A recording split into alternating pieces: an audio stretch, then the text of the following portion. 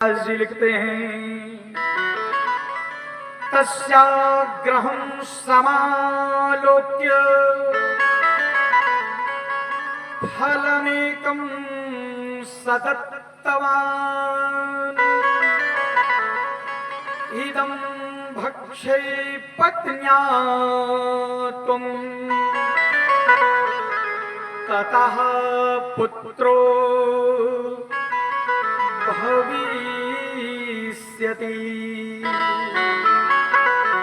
संत जी ने भगवान का ध्यान किया, भगवान का आवाहन किया। आवाहन करने के बाद अपनी झोली से एक फल निकाला और उस फल को प्रदान कर दिया और कहते हैं जाओ जाकर के अपनी धर्म पत्नी को इसे भक्षण इसे ग्रहण करा दो।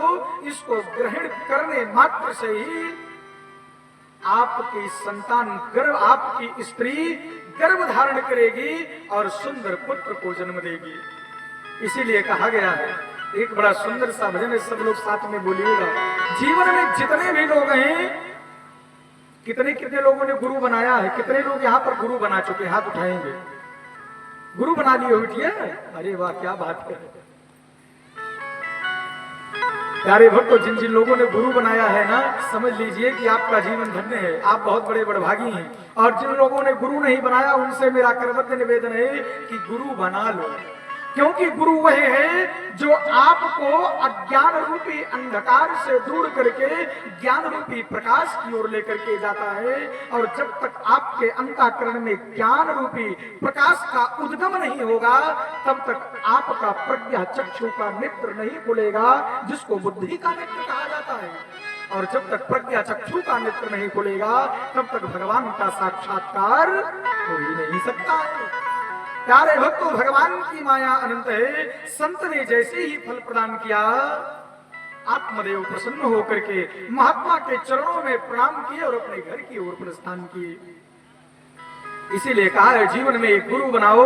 अगर कोई गुरु नहीं आपका बन पाया है, अभी आप गुरु की अगर तलाश में हैं, तो संतों के सानिध्य में चले जाओ, जीवन बदलता हुआ समरता चला जाएगा।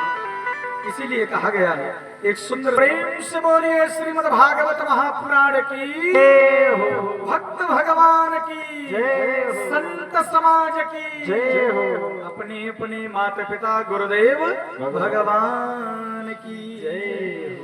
आत्मदेव संत के द्वारा फल को पाकर के प्रसन्न होकर के अपने घर के लिए प्रस्थान किए। आत्मदेव जैसे ही घर पहुंचे, जैसे ही उनकी प्रियतमा धुंधली ने देखा, प्यारे भक्त तो दौड़ करके द्वार को खोला। लेकिन जैसे ही द्वार को खोला, आत्मदेव बड़े प्रसन्न दिखाई दिए। धुंधली ने कहा कि नाथ, प्रातः काल तो आप बड़े दुख के साथ घर को छोड़ करके प्रस्थान किए, आप बड़ी प्रसन्नता से लौटे हैं। आपके मुखमंडल पर मुझे प्रसन्नता दिखाई दे रही है, क्या कारण है?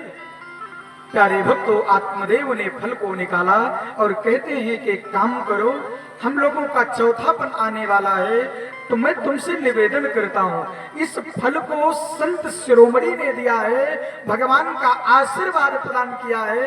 इस फल को तुम जब ग्रहण करोगी तो तुम गर्भ धारण करोगी, और जब गर्भ धारण करोगी तो तुम्हें पुत्र रत्न की प्राप्ति होगी। इसलिए हे देवी, इस फल को तुम ग्रहण करो, इसको तुम भोग लगाओ। प्यारे भक्तों, धुंधली ने हाथ में फल लिया और फल लेकर के जैसे ही अपने कक्ष में प्रवेश की, कक्ष में प्रवेश करते ही उसके मन के अंदर जो चंचलता थी, उसकी जो बुद्धि विनाशकारी थी, जो उसके अंदर की कुटिलता थी, वो जागृत हो गई और धुंधली मन में विचार करने लगी। कहती है, फल अगर मैं ग्रहण करूंगी तो मेरी इतनी सुंदर काया है, इस फल को खा करके जब मैं गर्भ धारण करूंगी तो मेरा पेट बड़ा हो जाएगा, और अगर कहीं पेट फट गया तो मैं मर जाऊंगी। इतना मन में विचार करती है कि पेट बड़ा हो गया और पेट फट गया तो मैं मर जाऊंगी, या जन्म देने के समय अगर मैं मर गई तो क्या होगा, और अगर मैं मर जाऊंगी तो मेरी ननद रानी सब धन उठा ले जाएंगी। बताओ, ननद के ताई परेशानियां हैं। अरे मरने के बाद कौन क्या देखता है, कौन क्या लेके जाता है? कोई देखता है क्या भैया काका जी? कोई नहीं देखता ना, कि मरने के बाद कौन क्या लेकर के जाएगा, कोई कुछ नहीं जानता है। मरने के बाद के लिए कभी सोचना ही नहीं चाहिए। केवल एक बार जीवन में ये सोच करके चलिए कि जो मरना शब्द है इसके आगे लास्ट में कौन सा अक्षर है? मर ना। जैसे हम लोग कहते हैं ना, जथा नामे तथा कुड़े, प्रमाण दे रहा हूं। लोग इस समय खाना खा रहे हैं, भोजन प्रसाद बहुत कम लोग ग्रहण कर रहे हैं। आप सब लोग ग्रहण कर रहे हैं भोजन प्रसाद, इसीलिए कथा में पहुंचे हैं, नहीं तो यहां तो भीड़ लगी होती। क्योंकि खाना खाते ही खा के आगे ना शब्द लगा हुआ है। वो कहता है ना खा, ना खा, यानी कि अगर कोई हमको मना कर रहा है कि इसको मत खाओ और जबरदस्ती खाओगे तो बुद्धि नष्ट हो जाने वाली है, बिल्कुल इसमें संदेह नहीं है।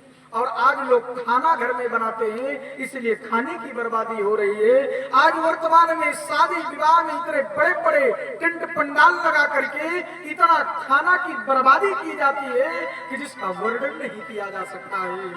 और प्यारे भक्तों, जिस दिन आपके अन्नपूर्णा के भंडारे में प्यारे भक्तों अन्नपूर्णा का स्मरण करते हुए, अन्न देवता का ध्यान करते हुए अगर भोजन बनने लगा और ठाकुर जी को अर्पित कर दिया गया, मेरे श्याम सुंदर को अर्पित कर दिया गया, भोग लगा दिया गया, तो वह आपका खाना, इसे खाना कहते हो, भोजन बनाओ। और जब भोजन भगवान को भोग लगाओगे तो महाप्रसाद बन जाएगा। तो आप लोग मन में विचार कीजिए, महाप्रसाद तनिक सा भी अगर भूमि पर गिरे तो लोग उठा करके माथे पर लगाते हैं ना। लेकिन जब खाना है तो माथे पर काहे लगाना है? क्योंकि उसने बुद्धि को बदल दिया, बुद्धि को नष्ट कर दिया है। प्यारे भक्तों, इसी प्रकार से मरना के आगे भी ना शब्द लगा हुआ है। ये शब्द हमें संदेश देता है मर ना, यानी कि तुम कभी ना मरो। और कभी कोई मरता भी नहीं है, केवल शरीर ही तो मरता है, शरीर ही नाश होता है, बाकी कोई नहीं मरता। क्योंकि भगवान श्री कृष्ण जी ने भी बड़ा सुंदर उपदेश दिया है अर्जुन को बताते हुए, नैनम छिन्नन्ति शस्त्राणि नैनम दहति पावका न चैनम क्लेदयन्तापो न शोषयति मारुतः। यानी कि जो शरीर के अंदर आत्मा है, जो परमपिता परमात्मा का अंश है, जिसके द्वारा हम गतिमान हो रहे हैं, अपने जीवन का संचालन कर रहे हैं, प्यारे भक्तों, वह आत्मा ना तो कभी मरती है, ना कभी कोई अग्नि उसे जला सकती है, न कोई जल उसे डुबा सकता है। वह अजर अमर है, आज इस शरीर में, कल दूसरे शरीर में। लेकिन अगर भगवान की भक्ति करने लगे तो यही आपकी आत्मा, जो प्रत्येक शरीर में जा करके अपने किए हुए कार्यों के अनुसार, प्रारब्ध के अनुसार दुख को भोगती है, अगर भगवान के स्मरण करने लगे, भगवान के नाम के महामंत्र की माला का जाप करने लगे, तो यह आत्मा जाकर के परमात्मा में विलय कर जाती है और 84 लाख योनियों से मुक्त होकर के यह जीव आनंद को प्राप्त कर लेता है। इसलिए मेरा सबसे निवेदन है कि जीवन में अपने आप को पहचानो, हम कौन हैं, भगवान ने क्यों भेजा है। आज धुंधली की बुद्धि नष्ट हो गई, वो मन में विचार करती है कि मेरी ननद सारा माल खजाना लेकर के चली जाएंगी, अगर मैं मर गई तो। प्यारे भक्तों, मन में विचार कर रही थी, उसी समय धुंधली की बहन पहुंची और जैसे ही बहन पहुंची दौड़ करके कहती है, बहन आपके हाथ में कैसा फूल? धुंधली ने पूरी कथा सुनाई कि दीदी ये मेरे स्वामी जी ने दिया है, और उन्होंने कहा इसको एक संत जी ने दिया है, ये इतना पूजा पाठ करवाए अब थका ना आया है। उनके मन भला बहनों संत के पीछे दौड़ता है। कई लोग होते हैं ना कि अगर 2 बार 4 बार घर में पूजन करवा लो और शांति ना मिले, कोई कष्ट बार बार आपको आता रहे आपके ऊपर, तो लोग कहते बार बार गुरु जी का भला पूजा करवावा जाते, का बिना मतलब गुरु जी के पीछे पड़ा हो, कहते हैं लोग ना, हिम्मत हार जाते हैं क्षण भर में। लेकिन आपने जीवन में कितनी गलतियां की उस पर कभी भी ध्यान नहीं जाता है।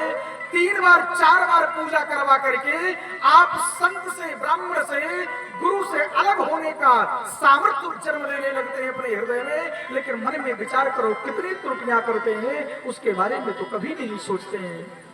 प्यारे भक्तों, धुंधली ने पूरा वृतांत कह सुनाया।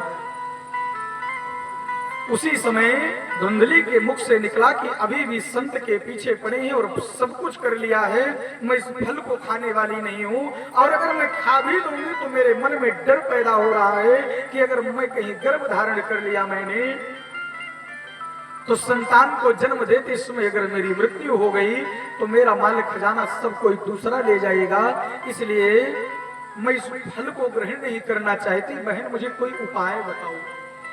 धुंधली की बहन ने कहा, देखो मेरे गर्भ में अभी अभी संतान आई है और मैं इस समय गर्भ धारण कर चुकी हूं।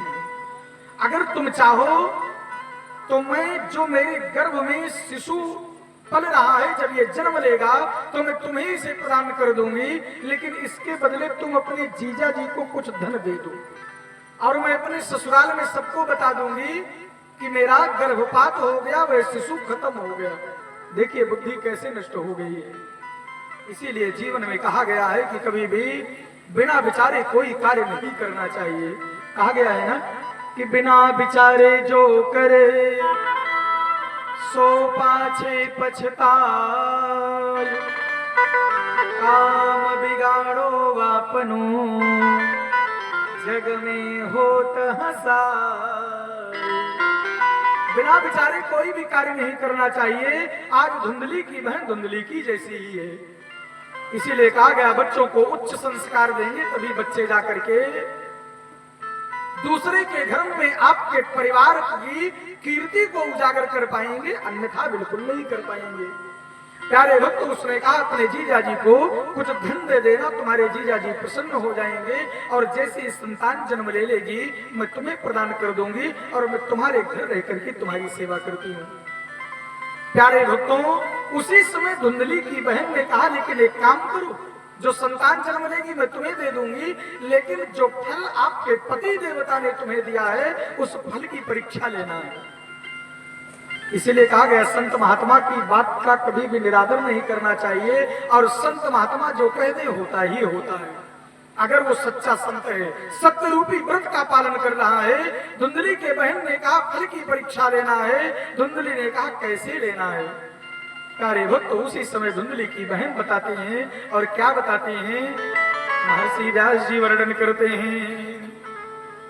फल मर पे धेनुई तुम परीक्षार्थतु सांप्रतम तत्तदाचरितं सर्वं तथैव स्त्री स्वभावता।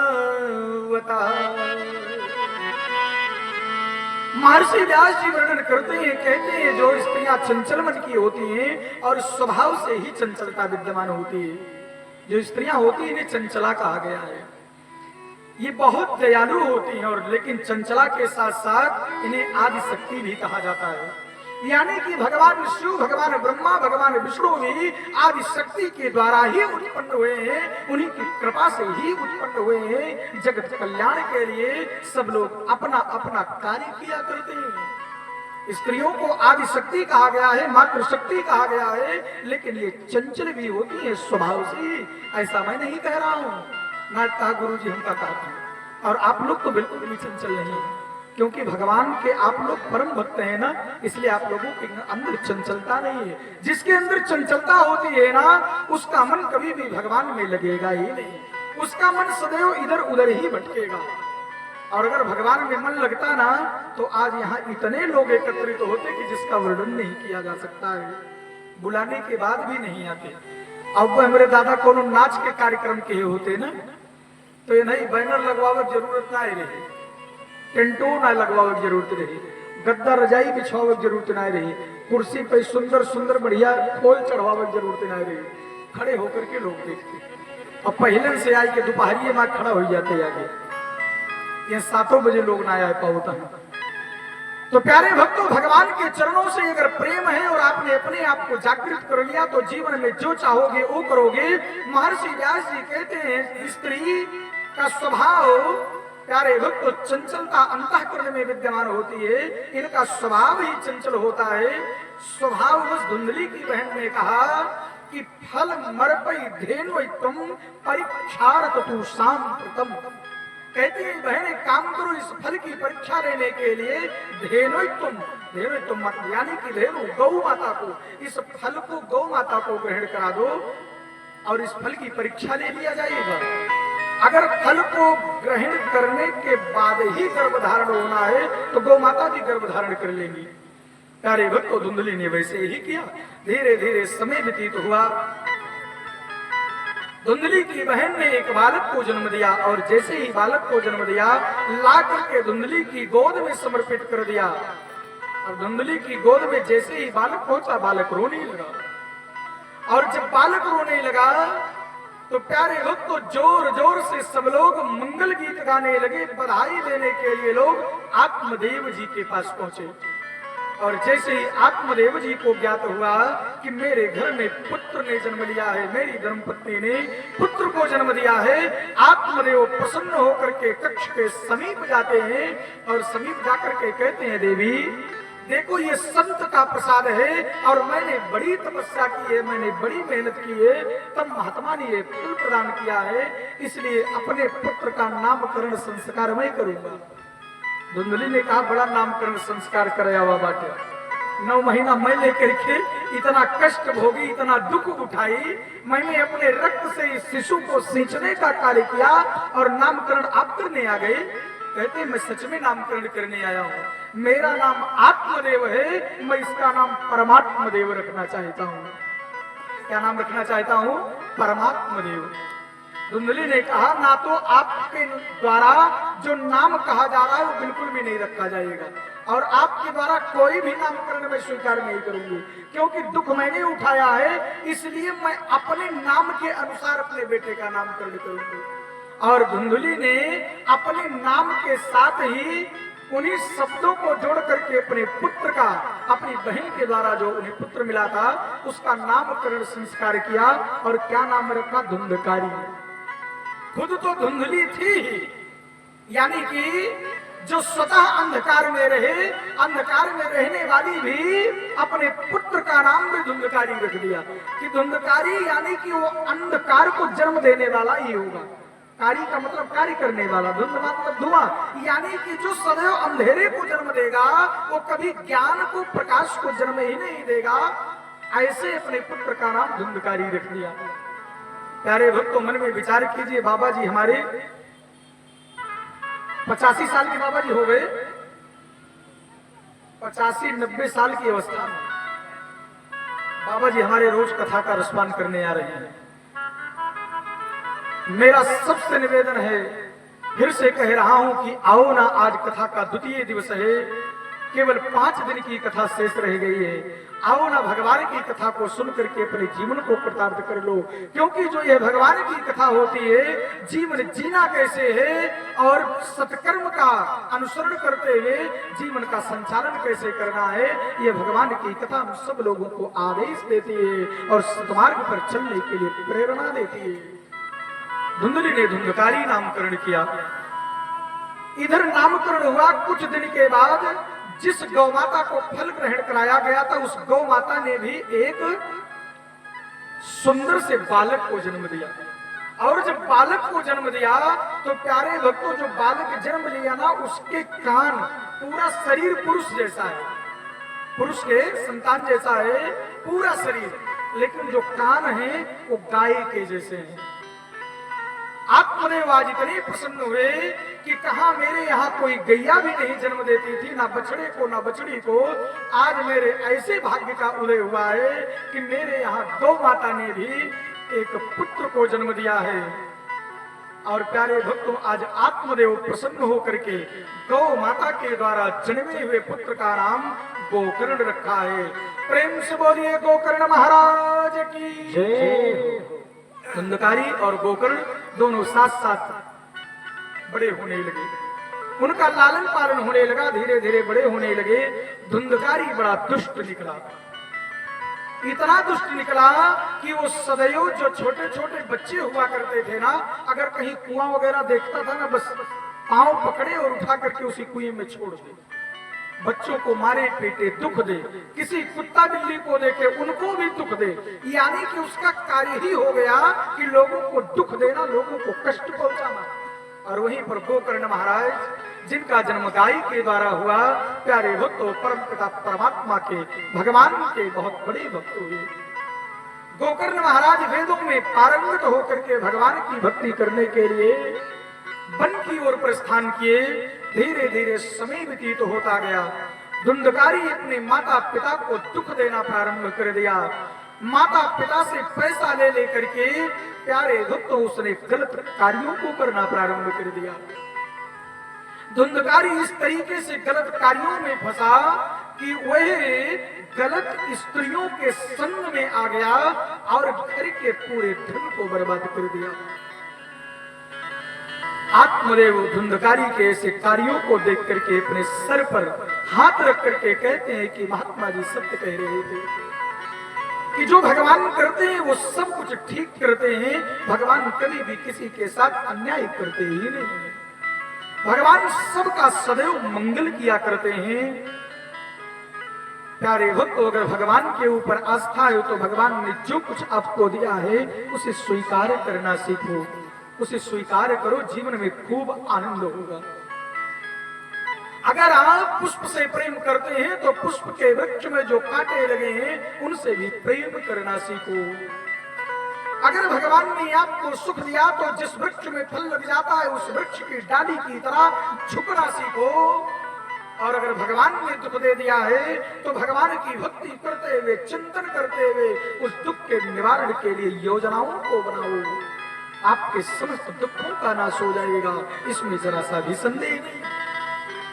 प्यारे भक्तों, आत्मदेव मन में विचार करने लगे कि महात्मा सत्य कह रहे थे कि जीवन में भगवान जो दे उसे स्वीकार करना चाहिए और सबसे प्रीत करना चाहिए। एक सुंदर सा भजन सब लोग साथ में बोलेंगे कि भगवान ने जो कुछ दिया है ना उसे सबको स्वीकार करना चाहिए। और सब लोग साथ में बोलिएगा, बोलिए सच्चिदानंद भगवान की जय हो, श्री सीताराम जी महाराज की। तेरे फूलों से भी प्यार, तेरे कांटों से भी प्यार, तू जो भी देना चाहे दे दे मेरी सरकार। तू जो भी देना चाहे दे दे मेरी सरकार। तेरे फूलों से भी प्यार, तेरे कांटों से भी प्यार, तेरे फूलों से भी प्यार, तेरे कांटों से भी प्यार। जो भी देना चाहे दे दे मेरी सरकार। तेरे फूलों से भी प्यार, तेरे कांटों से भी प्यार, तेरे फूलों से भी प्यार, तेरे कांटों से भी प्यार।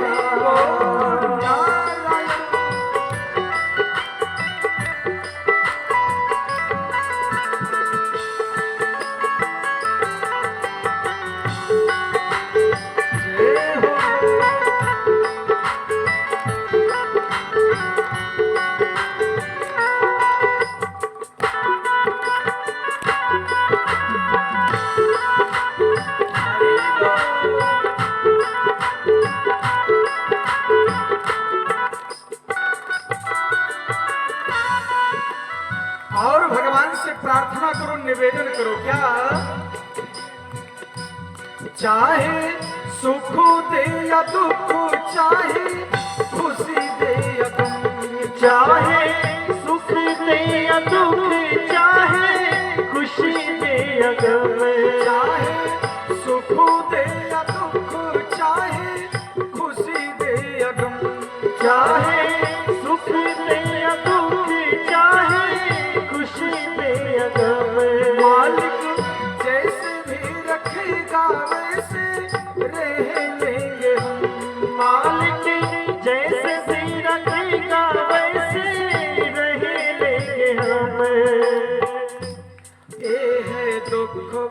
संसार,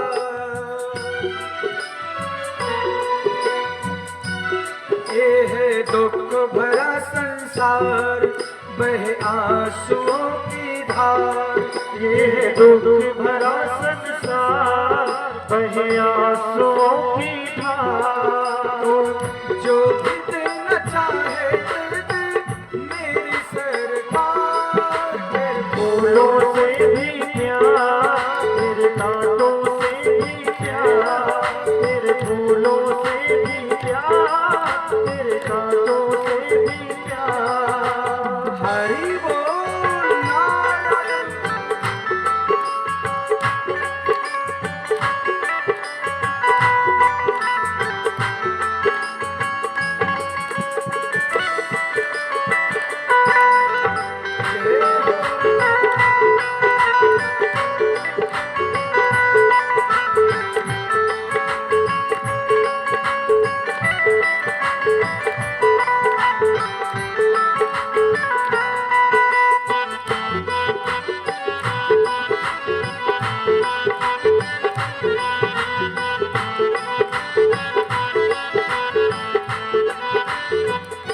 भगवान से रोज कहो, और क्या कहो? हमको दोनों है पसंद तेरी धूप और छाँव। हमको दोनों है पसंद तेरी धूप और छाँव। हमको दोनों है पसंद तेरी धूप और छाँव। हमको दोनों है पसंद तेरी धूप और छाँव। मालिक किसी भी दिशा में ले चल जिंदगी की नाव। मालिक किसी भी दिशा में ले चल जिंदगी के नाव। दाता किसी भी दिशा में ले चल जिंदगी की नाव। दाता किसी भी दिशा में ले चल जिंदगी के नाव। चाहे हमें लगा दो पार, चाहे हमें लगा दो पार, या डूबो दो मझधार। चाहे हमें लगा दो पार, या डूबो दे मझधार। तू जो भी देना चाहे दे दे मेरी सरकार। तेरे फूलों से भी प्यार, तेरे कांटों से भी प्यार, तेरे फूलों से भी प्यार, तेरे कांटों से भी प्यार।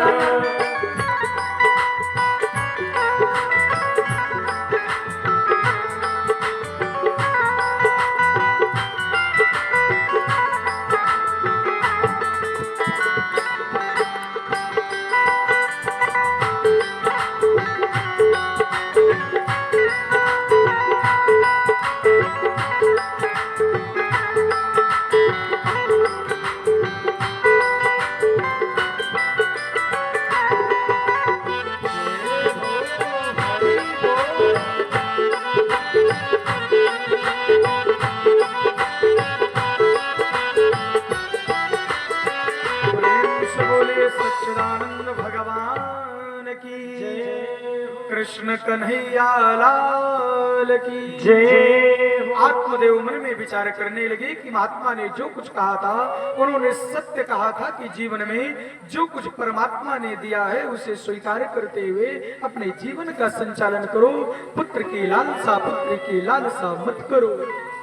आत्मदेव के नेत्रों से अश्रु बह रहे हैं। प्यारे भक्तों, उसी समय आत्मदेव ने अपने प्राणों का परित्याग करने का मन बनाया कि मैं आत्महत्या कर लूं। प्यारे भक्तों, उसी समय गोकर्ण महाराज जी पधारे हैं। गोकर्ण महाराज जी ने अपने पिताश्री को उपदेश दे करके आत्मदेव जी को अपने साथ लेकर के भगवान की भक्ति की। भगवान की भक्ति करने के लिए भक्ति के मार्ग पर निकल पड़े। और इधर धुंधकारी अपनी मां धुंधली के साथ रहते हुए गलत स्त्रियों के संग में आकर के पूरे घर के सब कुछ जितनी भी वस्तु थी सारी की सारी वस्तुओं को बेच डाला। प्यारे भक्तों, धुंधली मन में विचार करने लगी कि मैंने अपने पति के साथ छल किया और मैंने अपने अगर पति का ही कहना मान लिया होता, अगर पति ने अपने मुखारबिंद से इसका नामकरण किया होता तो हो सकता है उस नाम के प्रभाव से ही इसका जीवन बदल जाता। जीवन में मैंने कभी भी अपने पति का सम्मान नहीं किया, सदैव पति की आज्ञा का निरादर किया है। ध्यान रहे मेरी माताओं, मेरी बहनों, जीवन में कोई ऐसा कार्य मत करना कि आपके किए हुए कार्यों के द्वारा आपके पति के नेत्रों में अश्रु आए और आपके सामने हाथ जोड़ करके खड़े हो जाएं, अब तू बस कर दे। जिस दिन आपने अपनी गलतियों को करते हुए अपने पति से हाथ जुड़वा लिया तो निश्चित मान करके चलिए आपका सौभाग्य वही छिन जाएगा, आप सौभाग्यवती जीवन नहीं व्यतीत कर पाएंगे। ऐसा शास्त्र में वर्णन है। प्यारे भक्तों, आत्मदेव को लेकर के गोकर्ण महाराज यात्रा पर निकल चुके हैं और इधर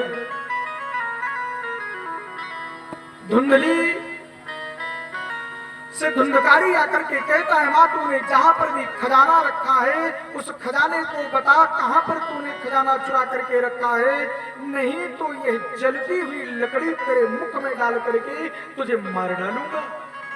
बताइए, जो माँ अपने बच्चे को अपना दुग्धपान कराती है, लालन पालन करती है, अगर वही संतान उसके साथ ऐसा कार्य करेगी तो निश्चित मान करके चलिए ना तो उस संतान का कभी तो भला हो ही नहीं सकता है। लेकिन आज धुंधली अपने कर्मों के अनुसार दंड को प्राप्त कर रही है। प्यारे भक्तों, धुंधली कुछ भी नहीं कर सकती है। धुंधली ने सब कुछ बताया कि कहां कहां पर खजाना रखा हुआ है। धुंधकारी ने पूरा खजाना बर्बाद कर दिया और धुंधली जो उसकी मां के पास के कुएं में जाकर के प्यारे भक्तों आत्महत्या करके मृत्यु को प्राप्त हो गई। जीवन में कभी भी आत्महत्या नहीं करना चाहिए। कितना भी कष्ट आ जाए, अगर आप भगवान के भक्त हैं तो उसे प्रसाद रूप समझ करके अगर स्वीकार करेंगे तो आपके कष्टों का क्षय हो जाएगा, इसमें जरा सा भी संदेह नहीं। और जीवन में ऐसा कार्य करो कि आत्महत्या करने की स्थिति ना उत्पन्न हो, क्योंकि कई बार हम अपने कर्मों के अनुसार ही अपने आप को दुख में प्रवेश करा देते हैं।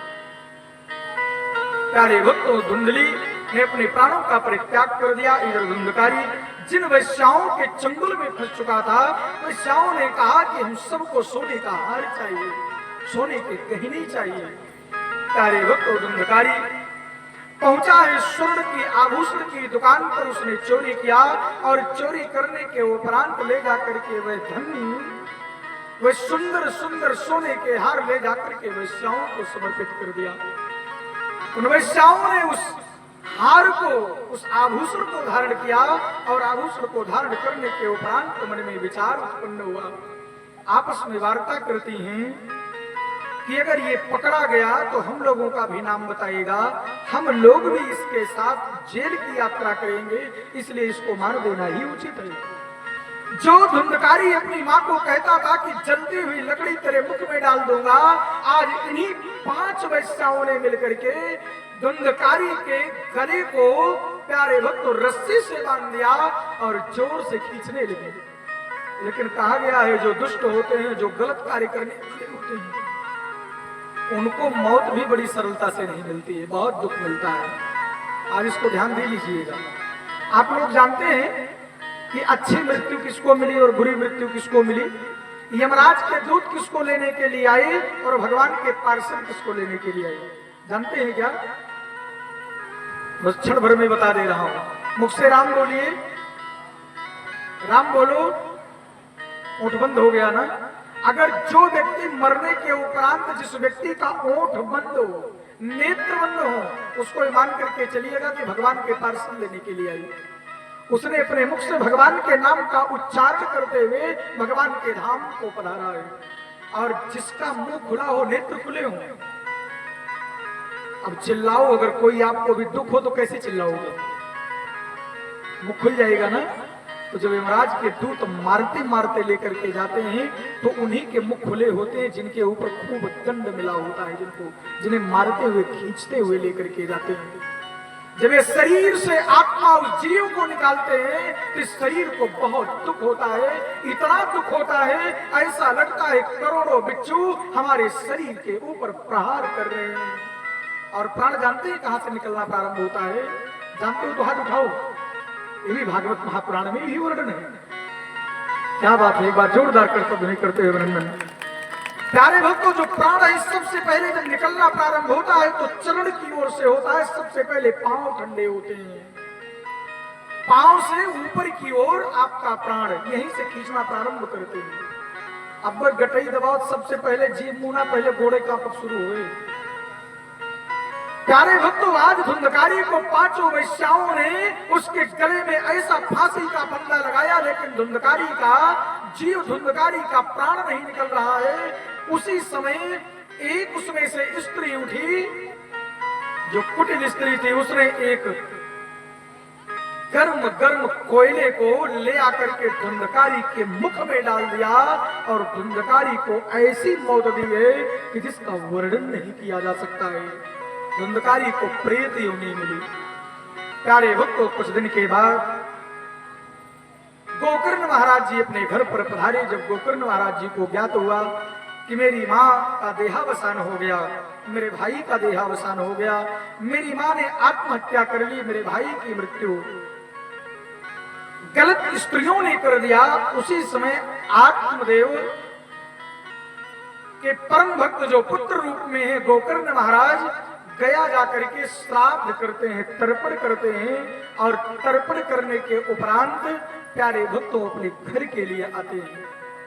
और जैसे ही अपने घर में पहुंचे और घर में आकर के जैसे ही आसन पर लेटे, उसी समय अर्धरात्रि में ही जोर जोर से उन्हें आवाज आने लगी, अनेक प्रकार की आवाजें आने लगी, भैया मेरी रक्षा करो, मुझे बचाओ। गोकर्ण महाराज के मुख से निकला, तुम कौन हो और क्यों चीख रहे हो? तुम मुझे दिखाई नहीं दे रहे हो, दिखाई भी देते हो तो तुम्हारा स्वरूप कुछ क्षण में भैंसे का हो जाता है, कुछ क्षण में गधे का हो जाता है, पल पल में तुम्हारा स्वरूप बदल रहा है, तुम कौन हो? उसी समय उस प्रेत ने कहा कि भैया मैं तुम्हारा भाई हूं, मेरा नाम धुंधकारी है, मैं प्रेत योनि को प्राप्त हो चुका हूं, मेरा मोक्ष हो जाए, मेरे लिए कोई सुंदर सा उपाय करो। उसी समय गोकर्ण महाराज ने कहा, मैंने तो गया जी में जाकर के आपका श्राद्ध तर्पण सब कुछ कर दिया, तुम्हारा तर्पण कर दिया है, अभी भी तुम्हें प्रेत योनि मिली है, ये कैसे हो सकता है? आप लोग जानते हैं गया क्यों जाया जाता है? गया क्यों जाया जाता है? इसको भी समझ लीजिए। जानते हो तो ना बताऊं? अगर गयासुर नाम का एक राक्षस था और वह गयासुर नाम का राक्षस भगवान ब्रह्मा जी की तपस्या में तल्लीन हो गया और उसने 1000 वर्ष तक ब्रह्मा जी की तपस्या की। जब ब्रह्मा जी प्रसन्न हुए तो ब्रह्मा जी ने वरदान मांगने को कहा कि हे वत्स, मैं तुम्हारी तपस्या से प्रसन्न हूं, वरदान मांगो, तुम्हें क्या चाहिए? उसी समय उस गयासुर नाम के राक्षस ने कहा, भगवान यदि आप प्रसन्न है तो मुझे ऐसा वरदान दे कि मैं अमरत्व को प्राप्त करूं, मैं अमर हो जाऊं। ब्रह्मा जी ने कहा, अमर तो मैं भी नहीं, मेरी भी उम्र निर्धारित है, काल की गति मेरे ऊपर भी कार्य करती है, मैं स्वतः अमर नहीं हूं, तो मैं तुम्हें अमरत्व का वरदान कैसे दे सकता हूं? इसके अलावा जो तुम चाहो वो मांग लो। प्यारे भक्त, उसी समय गयासुर ने कहा कि अगर तुम ऐसा कहते हो कि जो वरदान तुम मांगना चाहो तुम वरदान मांग लो, तो मैं तुमसे कहता हूं अब तुम वरदान मुझसे मांगो। अगर तुम मुझे अमरत्व का वरदान नहीं दे सकते तो मैंने 1000 वर्ष तक तपस्या की है, मैं इतना परिपक्व हो गया हूं, तुम्हें आज जो कुछ मांगना है मांग लो। ब्रह्मा जी ने मन में विचार किया कि तपस्या करने के बाद इसके अंदर इतना बड़ा अहंकार का उद्गम हो गया है, अगर इसने इससे कुछ मांग लिया तो निश्चित मान करके चलिए कि कहीं मेरे ऊपर संकट ना आ जावे, और इसको अगर मैंने कहीं कुछ मांगने के लिए कह दिया तो कहीं प्रकृति के ऊपर कोई संकट ना आ जावे। ब्रह्मा जी ने मन में विचार किया, विचार करने के उपरांत माता सरस्वती का आवाहन किया और आवाहन करने के उपरांत ब्रह्मा जी ने कहा, मुझे तुम्हारा वक्ष स्थल चाहिए। वक्ष स्थल किसे कहते हैं? ये पेट और गर्दन का जो भाग है, ऊपर का मध्य का जो भाग है। कहते हैं तुम्हारा वक्ष स्थल चाहिए मुझे यज्ञ करने के लिए, हवन करने के लिए। प्यारे भक्तों, गयासुर वहीं पर लेट गया है, और जब लेटा तो ब्रह्मा जी ने, देवताओं ने मिल करके 1000 वर्षों तक पूरा यज्ञ किया। और जब यज्ञ किया, यज्ञ करने के उपरांत जब पूर्ण आहुति किया, पूर्ण आहुति होने के बाद प्यारे भक्तों राक्षस उठने लगा। और जैसे उठने लगा, ब्रह्मा जी ने मन में विचार किया कि अरे इसको मारने के लिए ही तो मैंने इतना ही बड़े यज्ञ का आयोजन किया, किसका वक्ष स्थल जल करके राख हो जाएगा और ये नष्ट हो जाएगा, और ये अभी भी जी रहा है। उसी समय ब्रह्मा जी ने भगवान कमलापति का आवाहन किया है, जो शेष शैया पर विराजते हैं, जिनके चरणों की सेवा सदैव माता लक्ष्मी जी किया करती हैं। भगवान श्री हरि नारायण को पुकारा है, और जैसे हरि नारायण को पुकारा, हरि नारायण भगवान बड़ी वेग गति से दौड़ करके आए हैं और अपने पांव से प्यारे भक्तों गयासुर के वक्ष स्थल पर प्रहार किया है।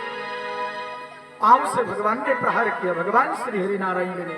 और जैसे ही पांव से प्रहार किया, उसी समय गयासुर को लगा कि मेरे ऊपर ऐसा प्रतीत हो रहा है कि संपूर्ण ब्रह्मांड विद्यमान हो गया है, मेरे प्राण निकल जाएंगे।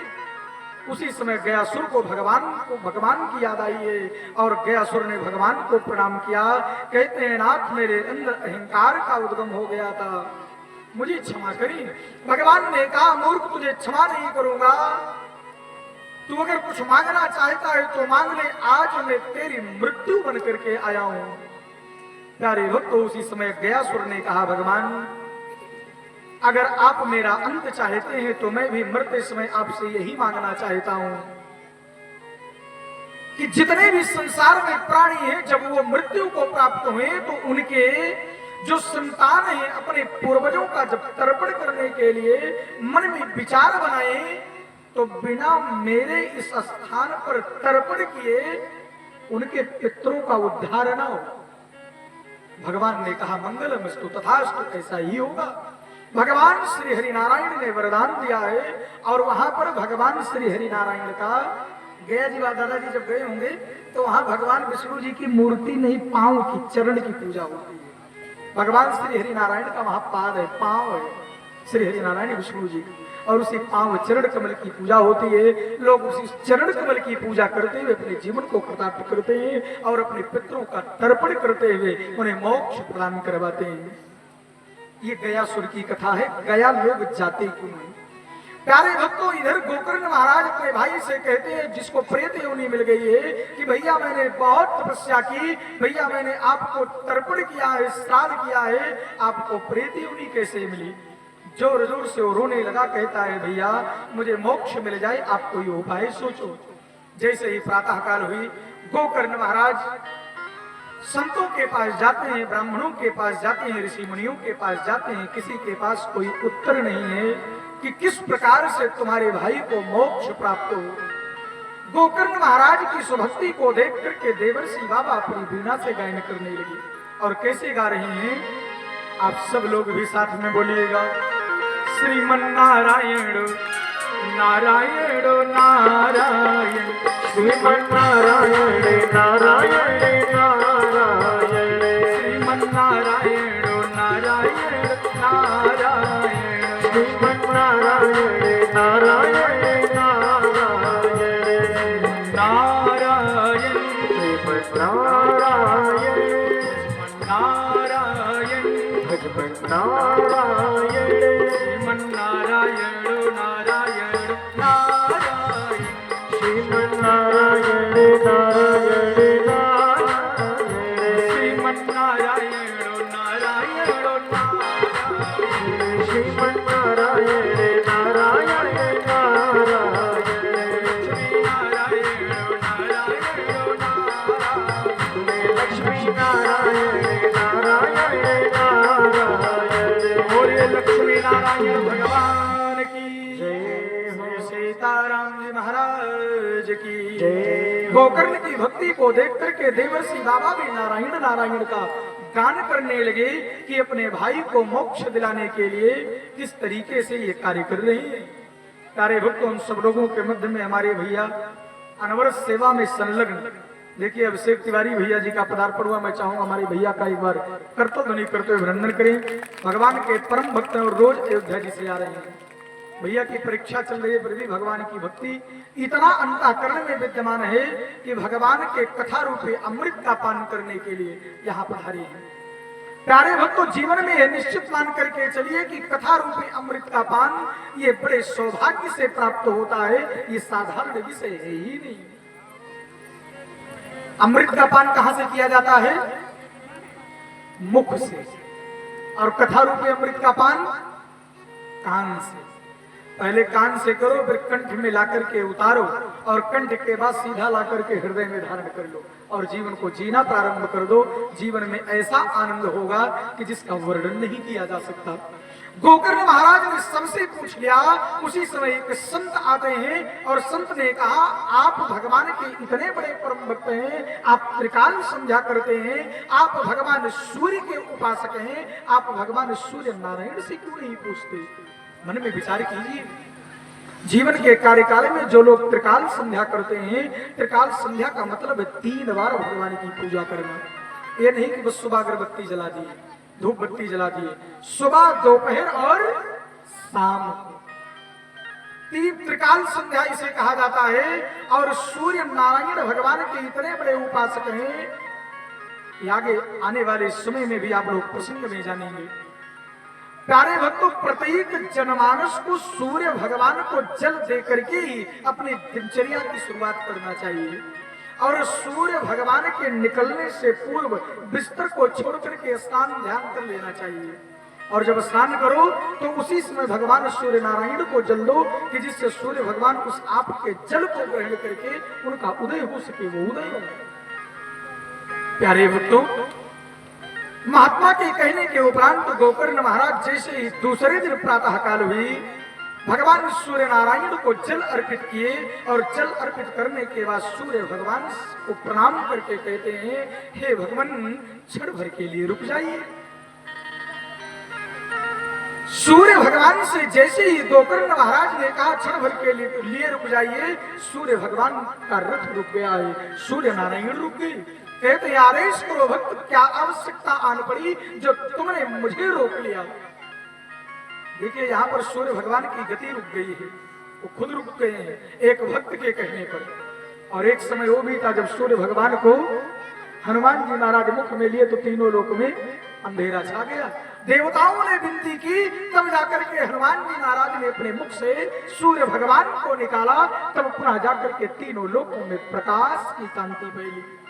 प्यारे भक्तों, ये जो संसार है ना, और अगर भगवान की भक्ति है तो बिल्कुल गोकर्ण महाराज की तरह आपके कहने से भगवान आएंगे और आपके कहने के अनुसार भगवान आपके जीवन को संचालित करेंगे, इसमें जरा सा भी संदेह नहीं। गोकर्ण महाराज से सूर्य नारायण भगवान ने जब पूछा, गोकर्ण महाराज ने पूरा वृतांत कह सुनाया। नाथ, हमारा भाई प्रेत योनि को प्राप्त हो चुका है, मैं क्या करूं जिससे उसका उद्धार हो जाए? उसी समय सूर्य भगवान ने कहा, और क्या कहा है? महर्षि व्यास जी लिखते हैं, श्रीमद् भगवतान मुक्ति सप्ताहम वाचनम कुरु इति सूर्य वचः सर्वे धर्म रूपम तो विश्रुतम। सूर्य भगवान ने कहा, श्रीमद् भगवतान मुक्ति, श्रीमद् भागवत महापुराण की कथा सुनने मात्र से ही आपके भाई की मुक्ति हो जाएगी। और कितने दिन में? सप्ताहम वाचनम कुरु, यानी कि सप्ताह ज्ञान यदि भागवत कथा का आप करते हैं तो आपके भाई को मोक्ष मिल जाएगा। और भाई को ही नहीं, पूरे परिवार में जितने पुत्र हैं सबका मंगल हो जाएगा। प्यारे भक्तों, भगवान सूर्य के कहे हुए वचन को सभी ने सुना। गोकर्ण महाराज ने गांव से एक बढ़िया भगवान के परम भक्त को खोज करके यजमान बनाया और गोकर्ण महाराज स्वदा व्यासपीठ पर विराजमान हुए और भगवान श्री हरि नारायण की मेरे श्याम सुंदर श्री कृष्ण कन्हैया की कथा का गान करने लगे। और जैसे ही कथा का गान कर रहे हैं और कथा का गान करते करते प्यारे भक्तों, जैसे ही कथा समापन की ओर पहुंची, उसी समय जो 7 गांठ का बांस सामने गड़ा था, यहां पर भी दादाजी गड़ा हुआ है। देखो 7वें दिन क्यों बनी है जानते हैं आप लोग? क्योंकि 7वें दिन में एक दिन मरना है। अब इसीलिए ये सप्ताह भागवत कथा भी बनाई गई है कि 7 दिन में ही प्रत्येक जीव को मोक्ष मिलना है, 8वां दिन कोई नहीं बना। तो इसीलिए सप्ताह ज्ञान यज्ञ का एक अर्थ और भी है कि रोज अगर आप भगवान की भक्ति करते हैं, 7 दिन अगर आप भगवान की भक्ति करते हैं, तो निश्चित मान करके चलिए आपको मोक्ष मिलना ही मिलना है, इसमें जरा सा भी संदेह नहीं। प्यारे भक्तों, गोकर्ण महाराज ने कथा को सुनाना प्रारंभ किया। उसी समय धुंधकारी जिसने प्रेत योनि को प्राप्त कर लिया था, प्यारे भक्तों हवा का रूप धारण करके पहुंचा तो मन में विचार करने लगा, मैं बैठूंगा।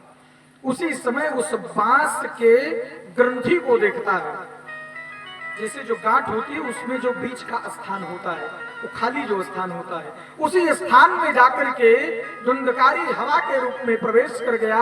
और जैसे ही कथा समापन हुई, प्यारे भक्तों बांस की एक ग्रंथि बड़े जोर से फटी और उस ग्रंथि को भी सभी ने सुना। इस प्रकार से दूसरे दिन कथा हुई, तीसरे दिन हुई, चौथे दिन हुई, 5वें दिन, 6वें दिन और 7वें दिन 7 ग्रंथियां टूट गई हैं। और उसी बांस की ग्रंथि को तोड़ करके प्यारे भक्तों एक सुंदर स्वरूप लेकर के, एक सुंदर स्वरूप लेकर के धुंधकारी प्रकट हुए। बोलिए सच्चिदानंद भगवान की जय हो।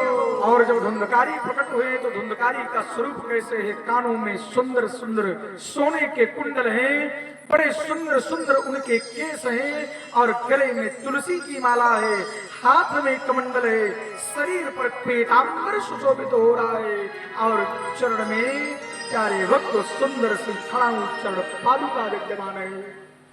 इस दृश्य को जैसे ही सब लोगों ने देखा, उसी समय धुंधकारी अपने हाथ को जोड़ करके अपने भाई गोकर्ण महाराज जी की जय जयकार करते हुए प्रणाम करने लगे। कहते हैं भैया आज आपके श्रीमद् भागवत महापुराण के सुनने मात्र से मुझे मोक्ष की प्राप्ति हो गई। प्यारे भक्तों, उसी समय एक सुंदर सा विमान आया है और भगवान श्री हरि नारायण के पार्षद लोग जैसे ही पहुंचे, उस विमान पर धुंधकारी को बैठाते हैं और भगवान के धाम को लेकर के चले जाते हैं।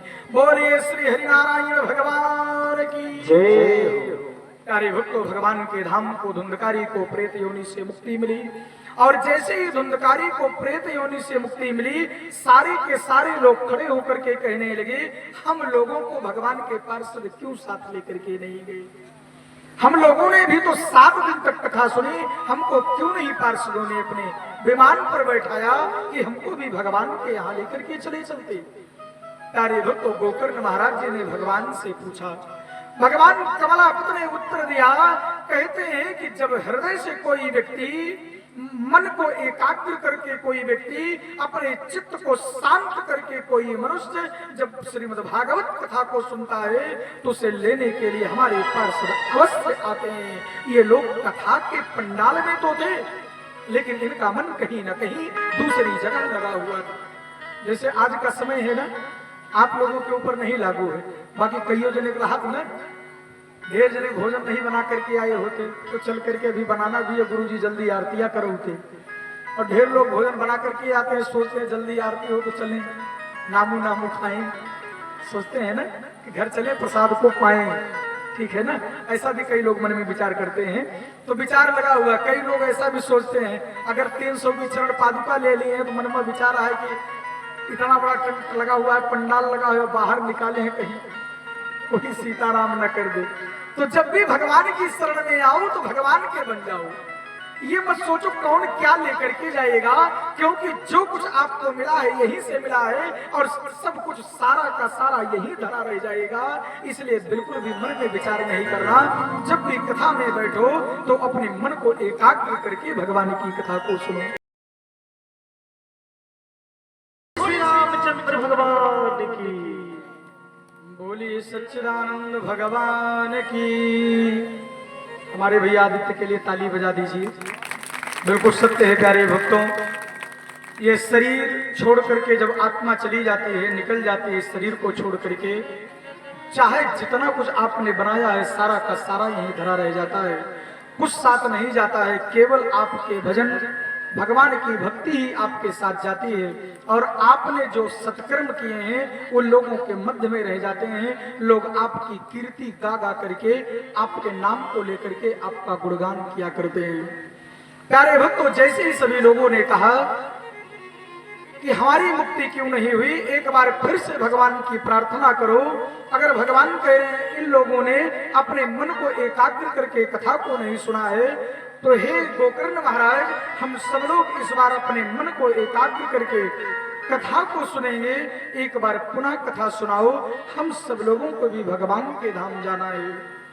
प्यारे भक्तों, गोकर्ण महाराज दोबारा व्यासपीठ पर विराजमान हुए।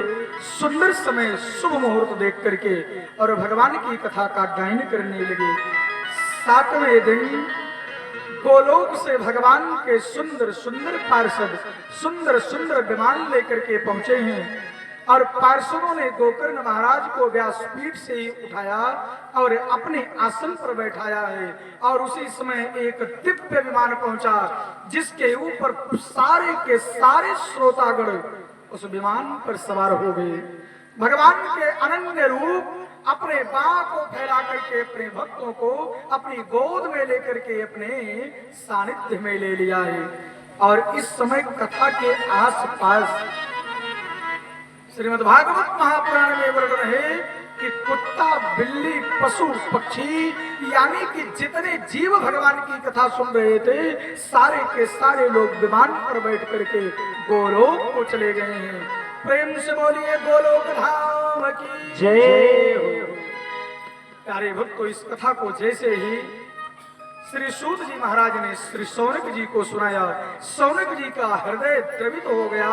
उनके हृदय में भगवान के प्रति और आनंद उमड़ पड़ा और ऐसे आनंद उमड़ा कि पुनः श्री सूत जी के चरणों में प्रणाम करते हैं और कहते हैं, भगवान ये बताइए कि मैंने सुना है कि महर्षि व्यास जी जिन्होंने श्रीमद्भागवत महापुराण की रचना की है, उनके अंतःकरण में एक बार असंतोष ने जन्म ले लिया था। किसने जन्म ले लिया था? असंतोष ने। संतोषम परम सुखम, यानी कि संतोष से बढ़कर के कोई सुख नहीं है। और अगर आपके हृदय में, आपके मन में असंतोष का जन्म हो गया तो जीवन में सुख का अनुभव हो ही नहीं सकता। कहते हैं महर्षि व्यास जी के अंतःकरण में असंतोष का जन्म हुआ, वो किस कारण से हुआ बताने की कृपा करो ना। जैसे आप लोग कथा सुन रहे हैं, आप लोगों को प्यास नहीं लग रही है, भूख नहीं लग रही है, ऐसे ही सौनक जी का भी भगवान के चरणों के प्रति अनन्य भक्ति है, अनंत प्रेम है जो कभी भी मिटने वाला नहीं है। प्रणाम करके बार बार कहते हैं भगवान की कथा को सुनाती चलो। कहते हैं कि असंतोष किस कारण से हुआ वह बताने की कृपा कीजिए। प्यारे भक्तों, सूत जी महाराज कहते हैं कि महर्षि श्री व्यास जी ने जब श्रीमद्भागवत महापुराण की रचना कर दी तो रचना करने के उपरांत उनके मन में विचार उत्पन्न हुआ कि मेरा चौथापन आ चुका है। मेरे ना रहने के बाद इस श्रीमद्भागवत महापुराण रूपी महासागर में गोता कैसे लगाना है और इस कथा का सुनना और सुनाना कैसे है, इसका प्रचार प्रसार कौन करेगा। उनके मन के अंदर असंतोष ने जन्म ले लिया कि मैं बूढ़ा हो रहा हूँ, इस कथा का प्रचार प्रसार कौन करेगा, क्योंकि मानव कल्याण के लिए ही मैंने 18,000 श्लोकों को लिखा है। श्री सूत जी कहते हैं जब महर्षि व्यास जी लिखने के लिए बैठे तो मन में जैसे विचार करने लगे उसी समय श्री गणेश भगवान जी स्वतः प्रकट हो गए। बहुत ध्यान से सुनिएगा, श्रीमद्भागवत महापुराण को किसने लिखा है जानते हैं आप? बोला महर्षि व्यास जी ने और लिखा श्री गणेश जी ने। लिखा किसने है? श्री गणेश भगवान ने लिखा है। श्री गणेश भगवान जैसे ही उनके आश्रम में प्रकट हुए उसी समय महर्षि व्यास जी कहते हैं मैं मानव कल्याण के लिए एक ग्रंथ लिखना चाहता हूं, आप मेरी सहायता करें। जिन्हें विघ्न हरता कहा जाता है, विघ्न विनाशक कहा जाता है। हम लोग कहते हैं ना कि वक्रतुंड महाकाय सूर्यकोटि समप्रभा निर्विघ्नं कुरु मे देव सर्वकारेषु सर्वदा। इसका अर्थ है हे गणेश देवता, आप विशाल रूप तथा सूर्य के समान चमकने वाले हैं। आपसे आशा और मांग है कि हम सभी के कार्यों में कोई बाधा न हो। जैसे श्री गणेश जी महाराज प्रकट हुए, प्यारे भक्तों, गणेश जी महाराज से जैसे ही महर्षि व्यास जी ने कहा उसी समय गौरी नंदन कहते हैं कि मैं पूर्ण रूप से आपकी सहायता करूंगा। आप क्या लिखवाना चाहते हैं मानव कल्याण के लिए? आप बोलो, मैं लिखूंगा। महर्षि व्यास जी प्रसन्न हुए, कहते हैं नाथ आप लिखिए। गजानन कहते हैं जी मैं लिखूंगा। गणेश जी ने कहा मैं लिखूंगा, लेकिन एक शर्त है, अगर आप जहां पर अपनी वाणी को विराम कर देंगे बस वहीं पर इति लिख दूंगा, वही भागवत महापुराण मानी जाएगी। महर्षि व्यास जी ने मन में विचार उत्पन्न, महर्षि व्यास जी मन में अपने विचार उत्पन्न करते हैं और कहते ठीक है, लेकिन एक कार्य करना, जिस श्लोक को मैं बोलूंगा उसके अर्थों को आप भली भांति समझ करके लिखिएगा। तो जब महर्षि व्यास जी 100 श्लोक बोल दें तो 100 श्लोक बोलने के बाद ऐसे कूटनिचित श्लोक बोल दें कि महर्षि व्यास जी के बोले हुए शब्दों को गजानन जब तक स्मरण करें, अपने ध्यान में उतारे, अपने मस्तिष्क में उतारे, तब तक पूरा कार्य महर्षि व्यास जी अपने आश्रम का कर लिया करें। धीरे धीरे समय व्यतीत होने लगा। प्यारे भक्तों, महर्षि व्यास जी का जब ग्रंथ बन करके तैयार हुआ, महर्षि व्यास जी ने मन में विचार किया चौथापन आ चुका है, जगत का कल्याण कैसे होगा जब तक इस भागवत महापुराण का प्रचार प्रसार नहीं होगा। उसी समय महर्षि व्यास जी ने भगवान शिव की आराधना की। देखिए 2 प्रकार का वर्णन आता है, लेकिन भागवत महापुराण में वर्णन है वो मैं बता रहा हूँ। बाकी 2 प्रकार का वर्णन है। कई लोग ये भी कहते हैं कि जो श्री सुखदेव जी महाराज जी, क्योंकि सुख का अर्थ तोता ही होता है, और एक सुख का अर्थ है जो सुख को प्रदान करने वाला हो, हमारे दुख को मिटाने वाला हो। तो सुख का अर्थ तोता होता है, इसलिए कई लोग बोलते हैं कि तोते, जिस कथा अमर कथा को भगवान शिव ने सुनाया, वही तोता आकर के महर्षि व्यास जी की धर्म पत्नी, जिनका नाम माता अरणी है, माता अरणी के गर्भ में प्रवेश किया और वही जन्म लिया। उसी का नाम श्री सुखदेव जी महाराज पड़ा।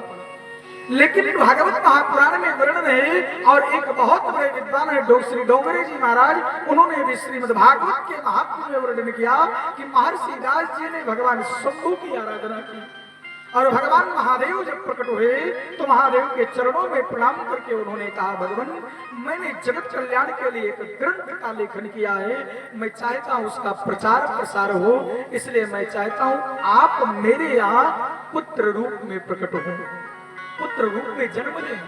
भगवान शंभु ने कहा मैं पुत्र रूप में जन्म लूं? अरे मैं तो बैरागी हूँ, मैं तो सदैव निर्भय रह करके अपने जीवन का संचालन करता हूँ, मैं कैसे जन्म ले सकता हूँ?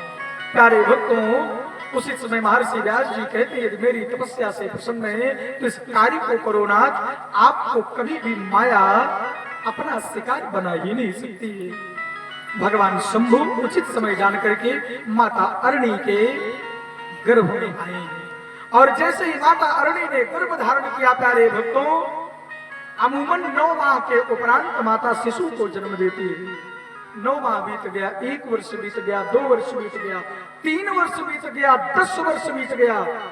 महर्षि व्यास जी को चिंता होने लगी कि मेरी प्रियतमा ने गर्भ धारण किया है, लेकिन अभी तक संतान जन्म नहीं ले रही है, कारण क्या है? लेकिन जब भी किसी वैद्य को बुला करके दिखाएं तो वैद्य कहे कि जच्चा बच्चा दोनों ठीक है, कहीं कोई समस्या नहीं है। जैसे यहाँ पर कोई माँ गर्भ धारण करे और जब विलंब होने लगता है तो डॉक्टर के पास जाते हैं ना, वैसे ही वैद्य के पास जाकर के जब पूछते तो वैद्य ही कहते जच्चा बच्चा दोनों ठीक है, चिंता करने की आवश्यकता नहीं। प्यारे भक्तों, इस प्रकार से 12 वर्ष व्यतीत हो गए। जब 12 वर्ष बीत गया तो महर्षि व्यास जी स्वतः जाकर के प्रणाम करते हैं और गर्भ के सामने अपनी धर्मपत्नी के सामने खड़े होकर के कहते हैं भगवान क्या कारण है आप जन्म नहीं ले रहे। प्यारे भक्तों, उसी समय भगवान ने आवाज लगाई है, कहते हैं कि मुझे डर लग रहा है कि पृथ्वी पर जैसे ही जन्म लूं कहीं माया आकर के मुझे घेर ना ले, क्योंकि माया को जन्म देने वाले भी कौन है? भगवान श्री हरि नारायण है, इसीलिए उन्हें मायापति कहा जाता है, वो माया के पति। प्यारे भक्तों, सुखदेव महाराज जी से बार बार प्रार्थना करते हैं जो माता अरणी के गर्भ में शिशु है, उसके बाद भगवान श्री हरि नारायण स्वतः प्रकट होते हैं और भगवान शंभु से कहते हैं कि नाथ आप प्रकट हो, आप जन्म ले, मैं आपको आश्वासन देता हूं मेरी माया आपके ऊपर कोई प्रभाव नहीं डालेगी। प्यारे भक्तों, भगवान का आदेश पाकर के श्री सुखदेव जी महाराज माता अरणी एक बालक को जन्म देती हैं। बोलिए सच्चिदानंद भगवान की जय। और माता अरणी ने जिस बालक को जन्म दिया उस बालक का नाम महर्षि व्यास जी ने श्री सुखदेव जी रखा है।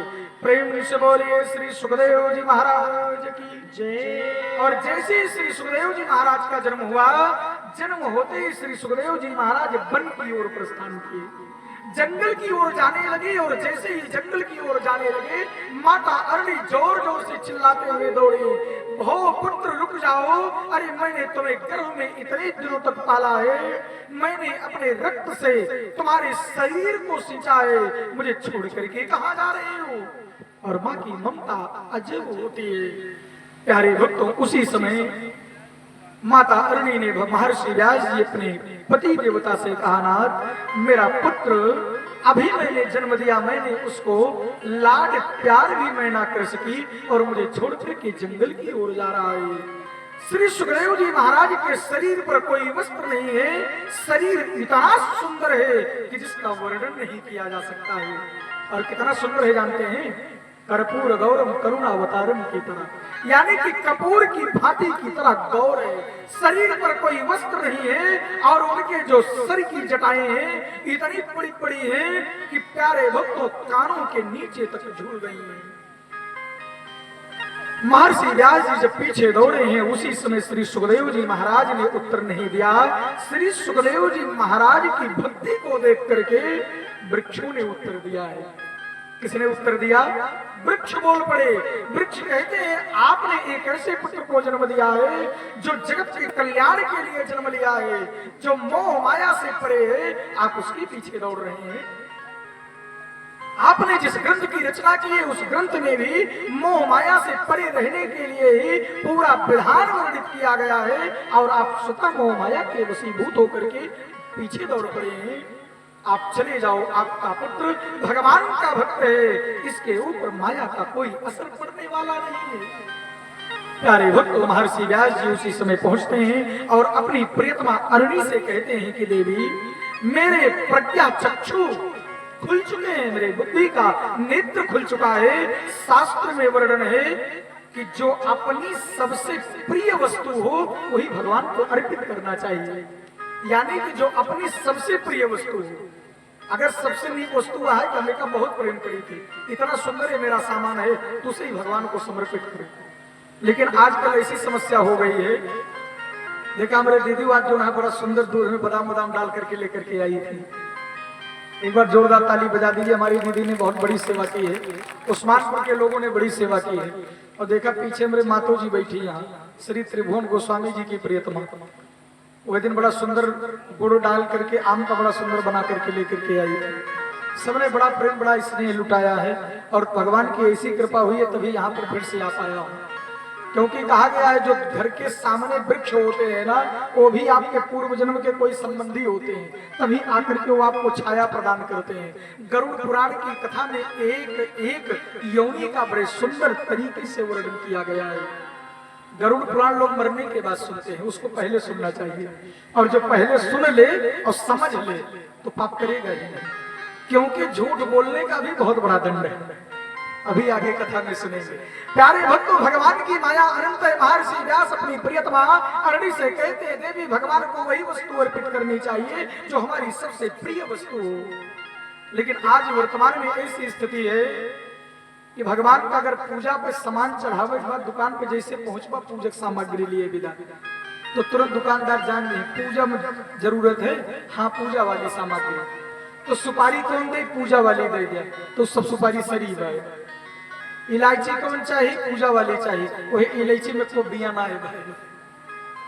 यानी कि भगवान को सुपारी सड़ी चढ़ा करके, इलायची सड़ी चढ़ा करके और भगवान से कहे तो मोक्ष मिल जाए, कैसे मिलेगा? विचार करो ना। कभी भी अगर पूजन की दुकान पर जाओ तो भगवान के लिए सबसे उत्तम सामग्री लो। अगर आप अपने घर में बर्फी खाते हो तो सबसे उत्तम क्वालिटी वाली काजू कतरी भगवान के लिए लाओ, तो भगवान प्रसन्न होंगे ना। ऐसा मन में विचार होना चाहिए। प्यारे भक्तों, माता अरणी को महर्षि व्यास जी ने समझाया। महर्षि व्यास जी अपने पुत्र के पीछे चले हैं और जैसे ही पुत्र के पीछे चले तो महर्षि व्यास जी दूर से देखते हैं कि सरोवर में कुछ स्त्रियां अर्ध वस्त्र में स्नान कर रही थी। और जैसे सुखदेव जी को उन्होंने देखा, किसी भी स्त्री ने अपने वस्त्र को पहना नहीं। महर्षि व्यास जी इस दृश्य को देख करके आश्चर्य में पड़ गए।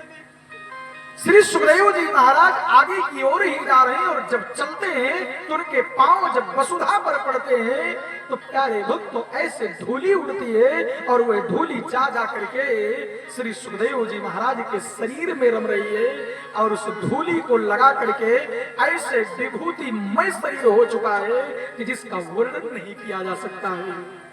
महर्षि व्यास जी जैसे ही सरोवर के समीप पहुंचे, उसी समय उसमें स्नान कर रही माताओं बहनों ने अपने वस्त्रों को पहनना प्रारंभ कर दिया।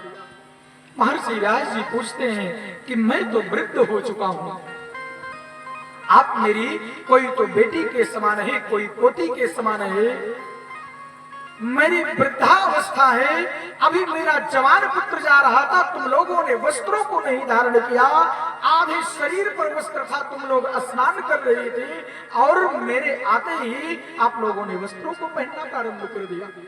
उसी समय स्त्रियों ने बड़ा सुंदर जवाब दिया। कहते हैं, हे पाराशर नंदन, हे नाथ, जो आपके पुत्र जा रहे हैं उनको ना तो स्त्री का ज्ञात है ना पुरुष का ज्ञात है, उन्हें पता ही नहीं स्त्री कौन है और पुरुष कौन है।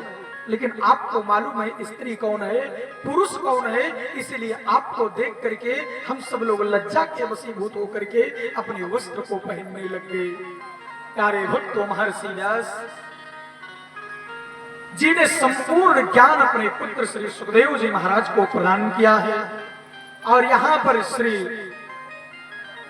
सौनक जी महाराज ने भी सारंग की पावन भूमि पर बैठ करके श्री सूत जी महाराज के मुखारबिंद से भगवान की कथा का श्रवण पान कर रहे हैं। और श्रवण पान करने के उपरांत प्यारे भक्तों, जैसे ही उन्होंने भगवान श्री सुखदेव जी महाराज की कथा को सुना, उसी समय श्री सौनक जी के मुख से निकला कि भगवान मैं चाहता हूं वे भी कथा सुनाए कि किस प्रकार से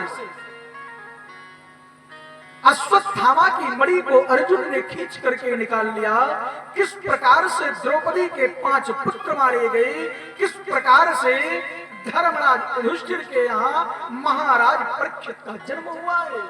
मैं चाहता हूं वे भी कथा सुनाए। प्यारे भक्तों, श्री सूत जी महाराज कहते हैं, जब कौरवों और पांडवों का युद्ध हुआ, भगवान संधि कराने के लिए गए और संधि में लोगों ने संधि को स्वीकार नहीं किया, लोगों ने युद्ध की चाह रखी। भगवान अर्जुन की ओर गए और नारायणी सेना को कौरवों ने लिया है, दुर्योधन ने लिया। कहते हैं जब युद्ध संपन्न हो गया, कौरव मारे गए, भीमसेन ने दुर्योधन के जंघे पर अपने गदे से प्रहार करके दुर्योधन के जंघे को तोड़ करके मृत्यु को प्राप्त करवा दिया। तो प्यारे भक्तों, उसी समय अश्वत्थामा के अंदर क्रोध ने जन्म ले लिया। और जब अश्वत्थामा के अंदर क्रोध ने जन्म लिया तो प्यारे भक्तों, उसी समय अश्वत्थामा ने मन में विचार किया कि पांडव के वंश को मैं खत्म कर दूंगा, नष्ट कर दूंगा, मानूंगा नहीं। अश्वत्थामा ने इधर मन में विचार किया और इधर भगवान श्याम सुंदर श्री कृष्ण जी को माता कुंती की याद आ गई, कुंती बुआ की याद आ गई। कुंती बुआ ने भगवान श्याम सुंदर से क्या मांगा था? कुंती बुआ ने क्या मांगा था? दुख। हे भगवान, मुझे दुख चाहिए, क्योंकि जहां दुख होता है आप वहीं रहते हैं। अगर आप मुझे दुख दोगे तो मैं बार बार आपको टेरे लगाऊंगी और आप साक्षात मेरे सामने प्रकट हो जाएंगे। इसलिए हे राम, मुझे दुख चाहिए। भगवान श्याम सुंदर ने पांडवों की सेना को आजाद करा दिया, हस्तिनापुर का राजा धर्मराज युधिष्ठिर को बना दिया, लेकिन अभी सब लोग शिविर में ही विराजमान हैं। प्यारे भक्तों, भगवान श्री कृष्ण ने मन में विचार किया और विचार करने के उपरांत भगवान श्याम सुंदर जिन्हें मायापति भी कहा जाता है,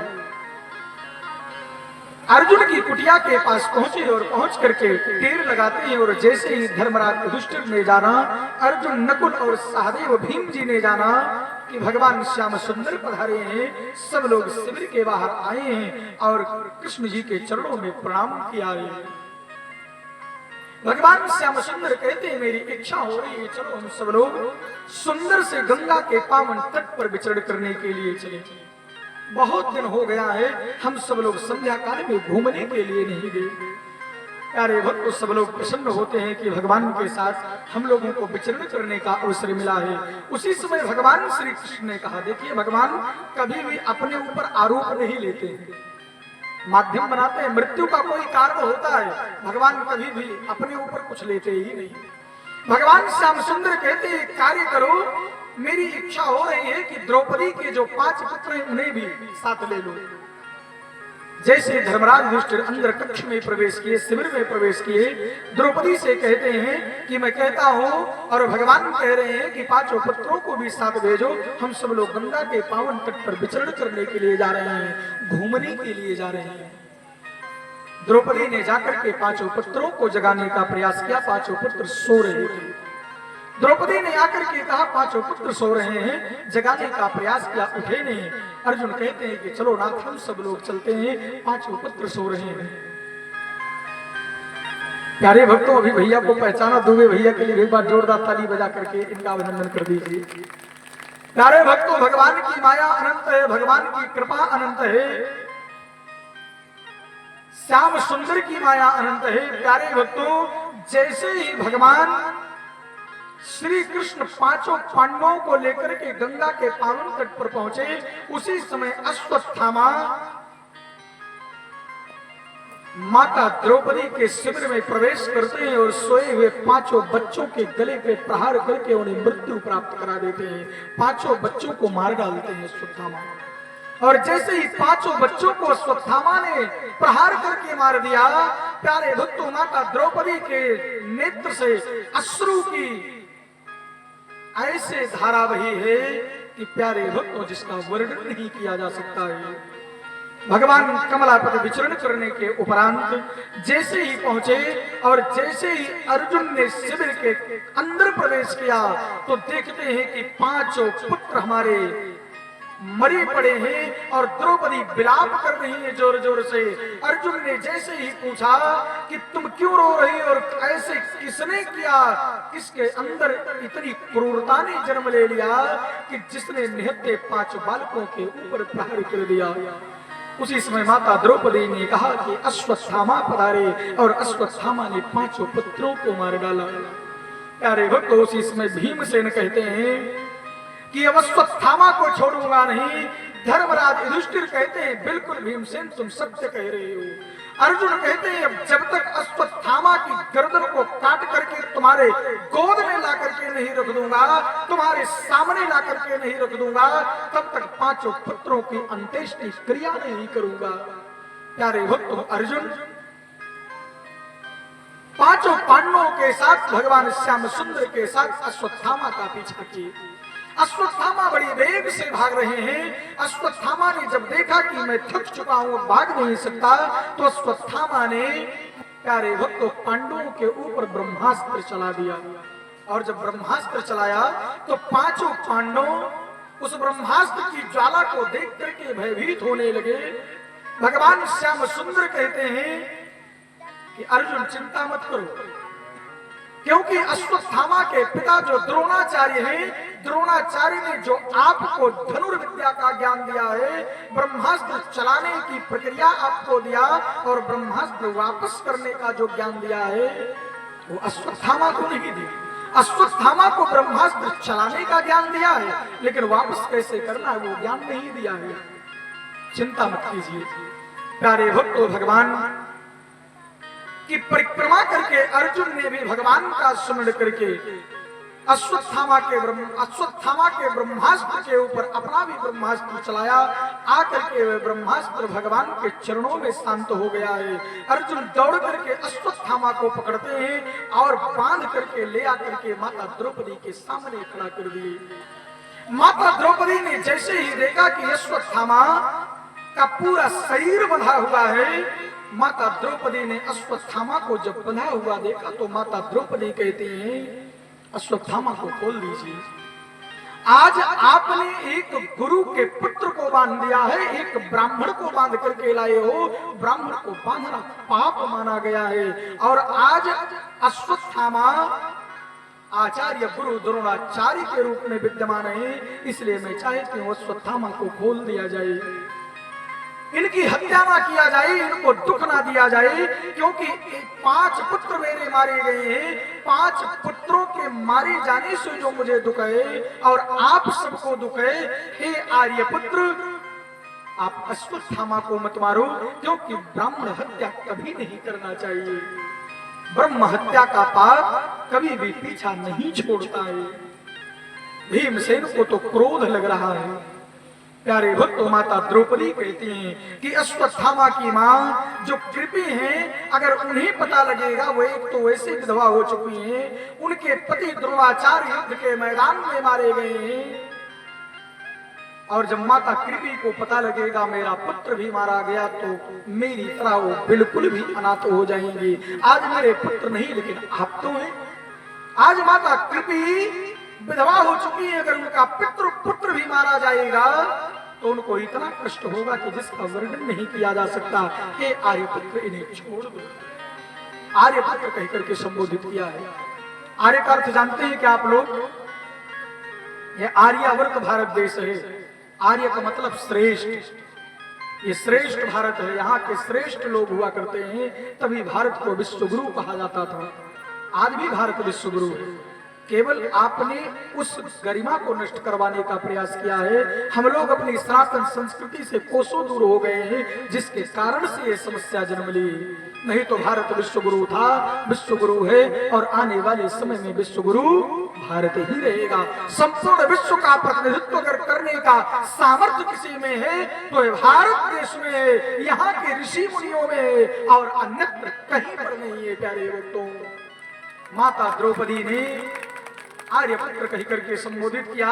भगवान ने जब जाना कि अर्जुन के अंदर दया आ रही है, धर्मराज युधिष्ठिर ने भी माता द्रौपदी की मति में अपनी सहमति को जब प्रस्तुत किया, उसी समय भगवान श्याम सुंदर कहते हैं। और भगवान श्री कृष्ण कहते क्या हैं? महर्षि व्यास जी लिखते हैं, ब्रह्म बंधुर्न हंतव्य आताताई बधारणा मयि बोभे मां नातम पारिपाह नुशासनम। भगवान श्री कृष्ण जी कहते हैं ब्रह्म बंधुर्न हंतव्य, कहते हैं वैसे ब्राह्मण की हत्या करने का शास्त्र में कोई विधान नहीं है। ये भगवान श्री कृष्ण जी कहते हैं और कहते हैं कि ब्राह्मण की हत्या करने का कोई विधान नहीं है, लेकिन पतित ब्राह्मण अगर हो जाए तो उसको कभी छोड़ना भी नहीं चाहिए, उसको भी उचित दंड देना चाहिए। मैंने दोनों बातों को बताया है कि अगर आताताई ब्राह्मण हो तो उसे छोड़ना भी नहीं चाहिए और ब्राह्मण की हत्या भी नहीं करना चाहिए। जैसे ही भगवान श्याम सुंदर ने इतना मुस्कुराते हुए कहा, उसी समय अर्जुन भगवान श्री कृष्ण की बात को समझ गए और जैसे ही समझे हैं, अर्जुन ने तुरंत तलवार निकाली और अश्वत्थामा की चोटी को इस तरीके से तलवार से खींचा कि अश्वत्थामा के शीश पर जो कौस्तुभमणि सुशोभित थी उसको खींच लिया, निकाल लिया और शिखा के साथ कौस्तुभमणि भी अर्जुन के हाथ में आ गई। एक तो बच्चों की हत्या करने के उपरांत अश्वत्थामा श्री विहीन तो हो ही चुके थे, आज अश्वत्थामा की जैसे ही मणि निकली, अश्वत्थामा तेज विहीन भी हो चुके, यानी कि उनके मस्तिष्क का, उनके ब्रह्मांड का सारा तेज भी नष्ट हो गया। अश्वत्थामा का शरीर कंपन करने लगा। उसी समय प्यारे भक्तों,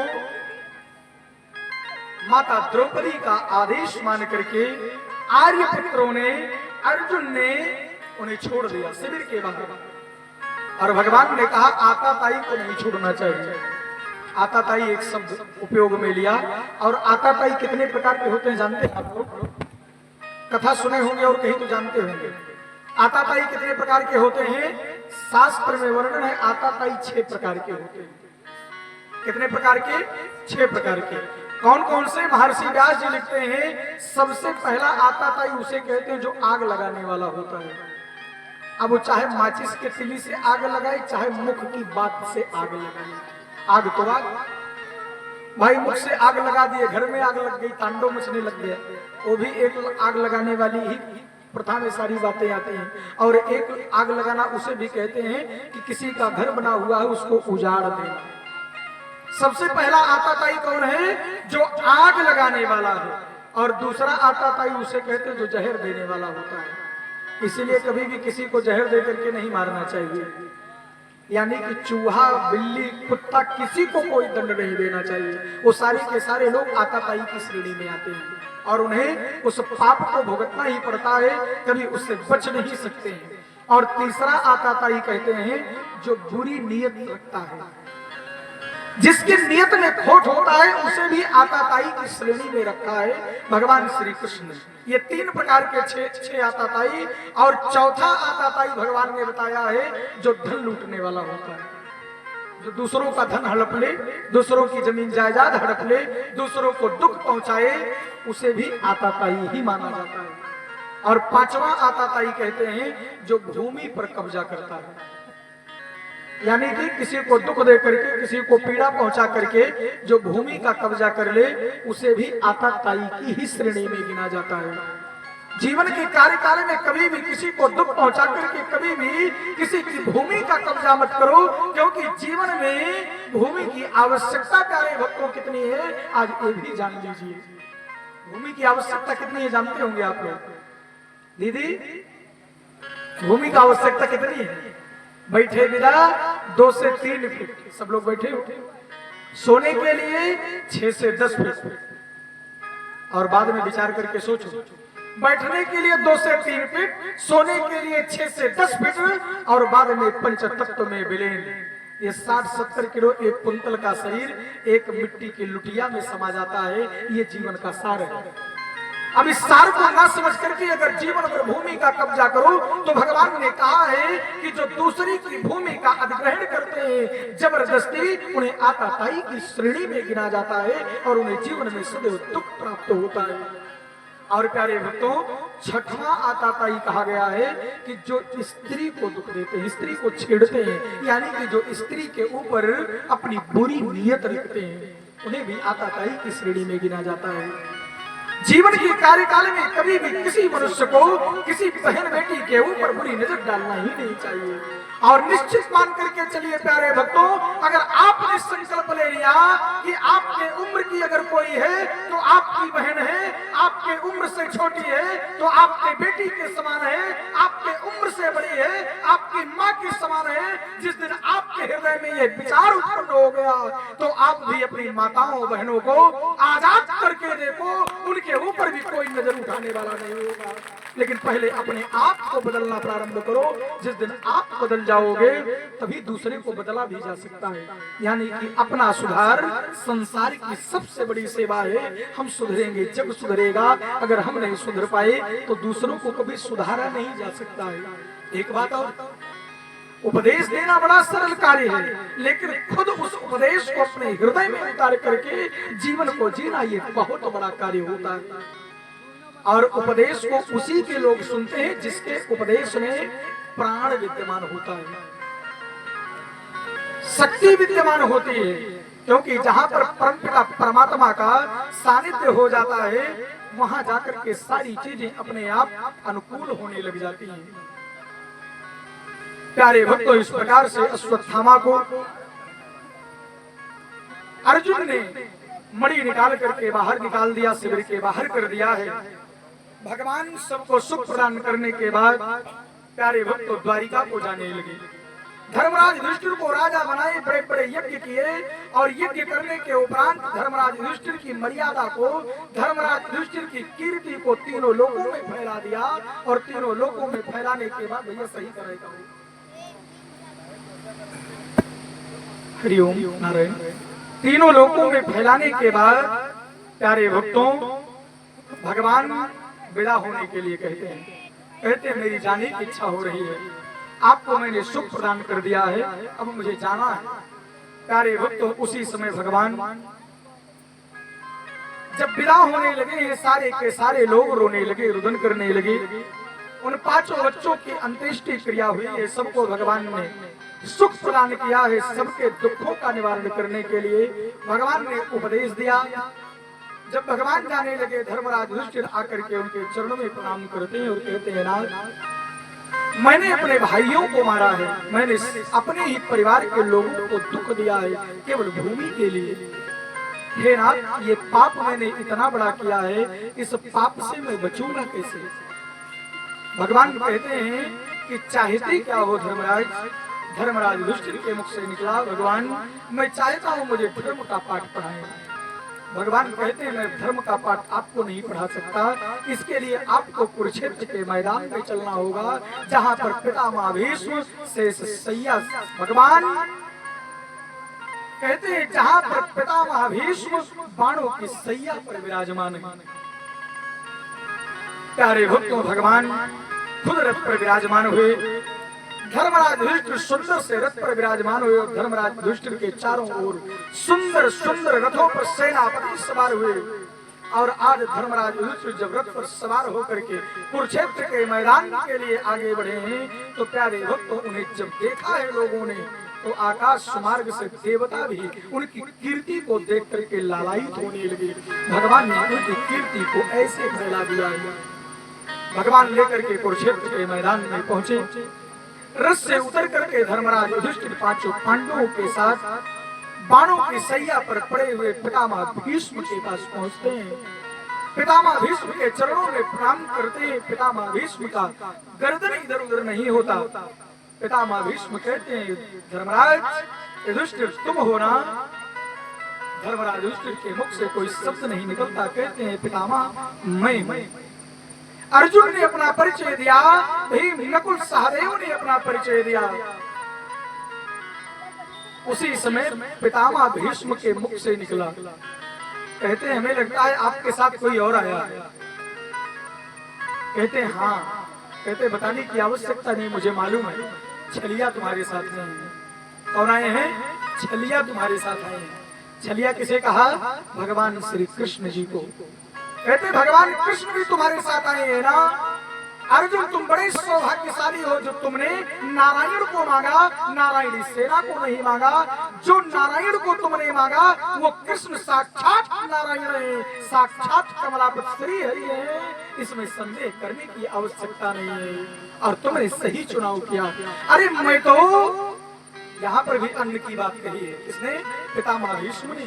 पितामह भीष्म ने कहा मैंने अन्न खाया धृतराष्ट्र का, जिसके कारण मेरी बुद्धि भ्रष्ट हो गई और मैंने दुर्योधन का साथ दिया।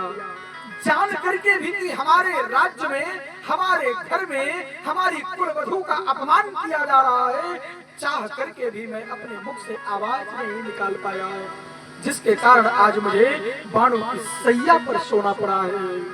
कहते हैं अर्जुन तुम बड़े बड़भागी हो, धर्मराज युधिष्ठिर तुम बहुत बड़े बड़भागी हो।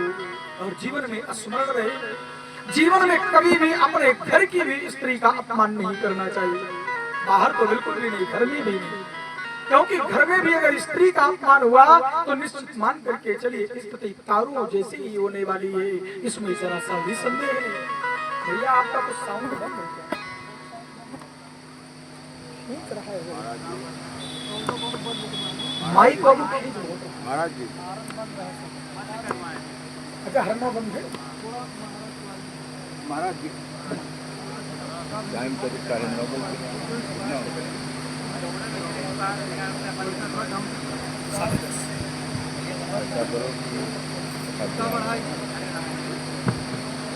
बोलिए सच्चिदानंद भगवान की जय हो। कार्य भक्तों, जीवन के कार्यकाल में दादा हमारे 7 बजे से बैठा 3.5 घंटा हो गया। कहा था गुरु जब आरती करावा, वो सही बात है भाई, आप लोग भी समय निकाल करके पहुंचे हैं। मेरा भी सबसे निवेदन है कि भारी से भारी संख्या में पधारें। क्या है कि शाम को 6 बजे तक धूप रहती है, इसलिए लोग अपने घर से निकलते नहीं हैं। तो 7 बजे कथा प्रारंभ होती है, तो पता लगता है 15-20 मिनट जो है अर्चन बंदन में हो गया, मंगलाचरण में हो गया, उसके बाद कथा प्रारंभ हुई। और कथा अगर वैसे कहता चलूंगा तो मैं चाहता हूँ कथा के अर्थ को लोग समझें, उस अर्थ को हृदय में उतारें, और इस कथा को सुन करके अगर एक भी व्यक्ति का जीवन बदल गया तो ये 7 दिन की कथा जो कही गई मेरा जीवन धन्य हो जाएगा।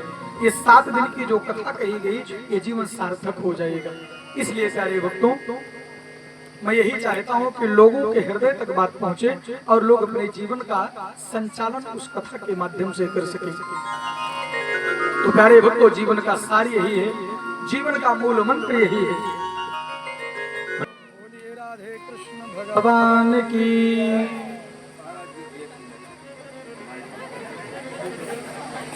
बाबा जी भी माइक मांग रहे हैं, बाबा जी को माइक में दे रहा हूं, लेकिन इसके पहले बस 2 मिनट का समय, उसके बाद तुरंत आरती। प्यारे भक्तों, जैसे ही 5 पांडव कुरुक्षेत्र के मैदान में पहुंचे हैं, पितामह भीष्म ने सभी 5 पांडवों को धर्म का उपदेश देते हुए अपने मन को एकाग्र करके परमपिता परमात्मा कन्हैया का ध्यान करते हुए उत्तरायण की प्रतीक्षा कर रहे थे। और जैसे ही उत्तरायण लगा उसी समय पितामह भीष्म ने अपनी आत्मा का विलय परमपिता परमात्मा में कर लिया और भगवान के शरणागति में चले गए। बोलिए सच्चिदानंद भगवान की। भगवान कृष्ण पहुंचे हैं, धर्मराज युधिष्ठिर को हस्तिनापुर का राजा बनाते हैं, राजा बना करके बड़े बड़े यज्ञ करवाते हैं और सबसे विदा लेकर के प्यारे भक्तों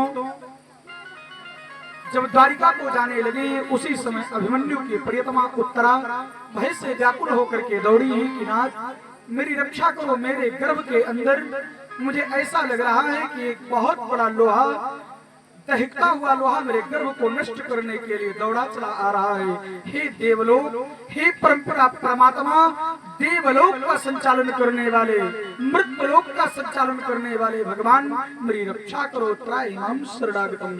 भगवान रथ से उतरते हैं और ब्रह्मास्त्र भगवान ने जब ध्यान लगाया तो भगवान देखते क्या है कि अश्वत्थामा ने पांडवों के वंश को नष्ट करने के लिए उत्तरा के गर्भ के अंदर ब्रह्मास्त्र का प्रयोग पुनः कर दिया है।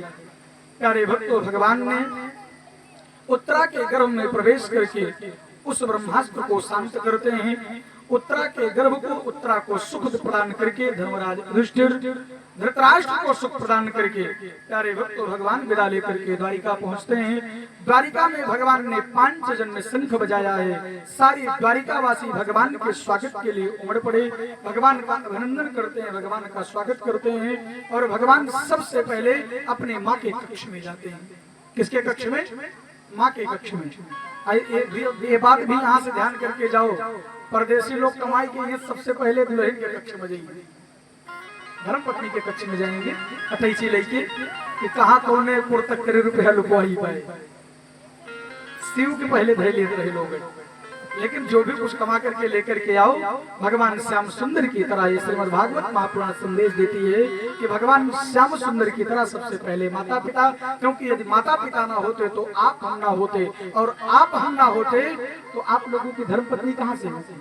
माता पिता के बिना आप नहीं और आपके बिना आपकी धर्म पत्नी नहीं। इसलिए माता पिता को सबसे पहले प्रेम दो।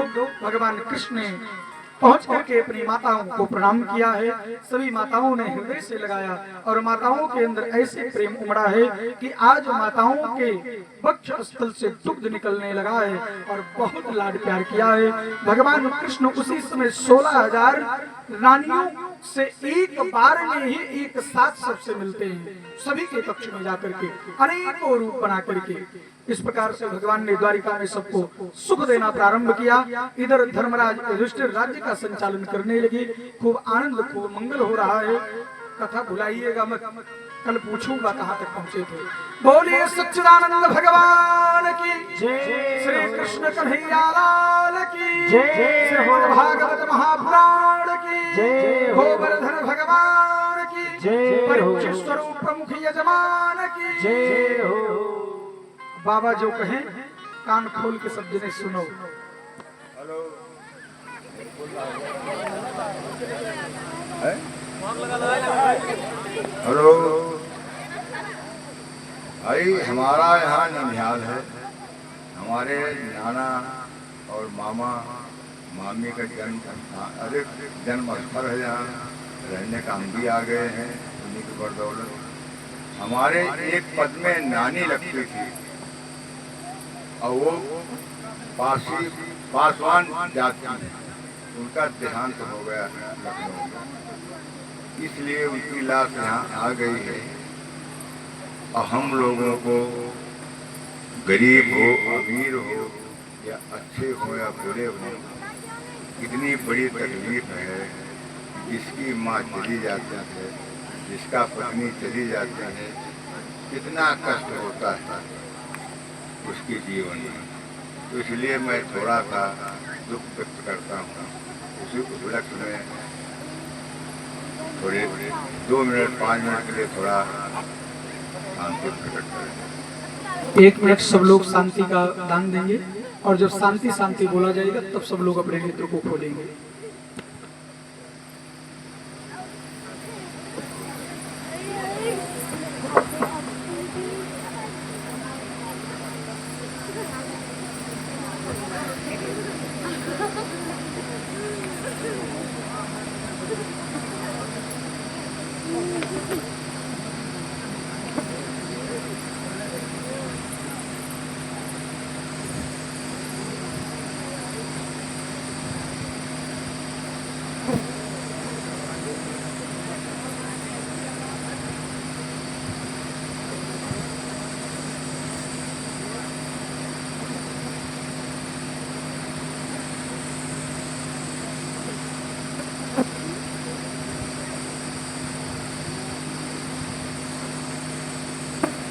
ओम शांति शांति शांति।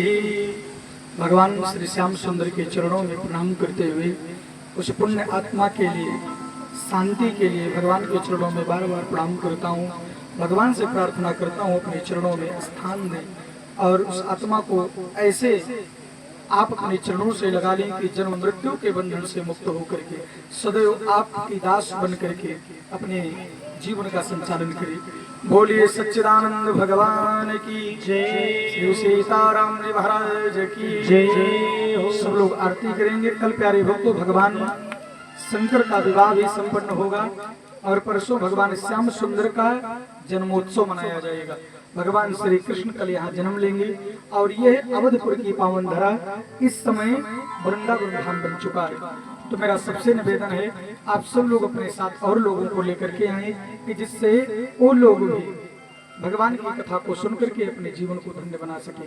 जय सिया राम, जय जय राधे श्याम। हरे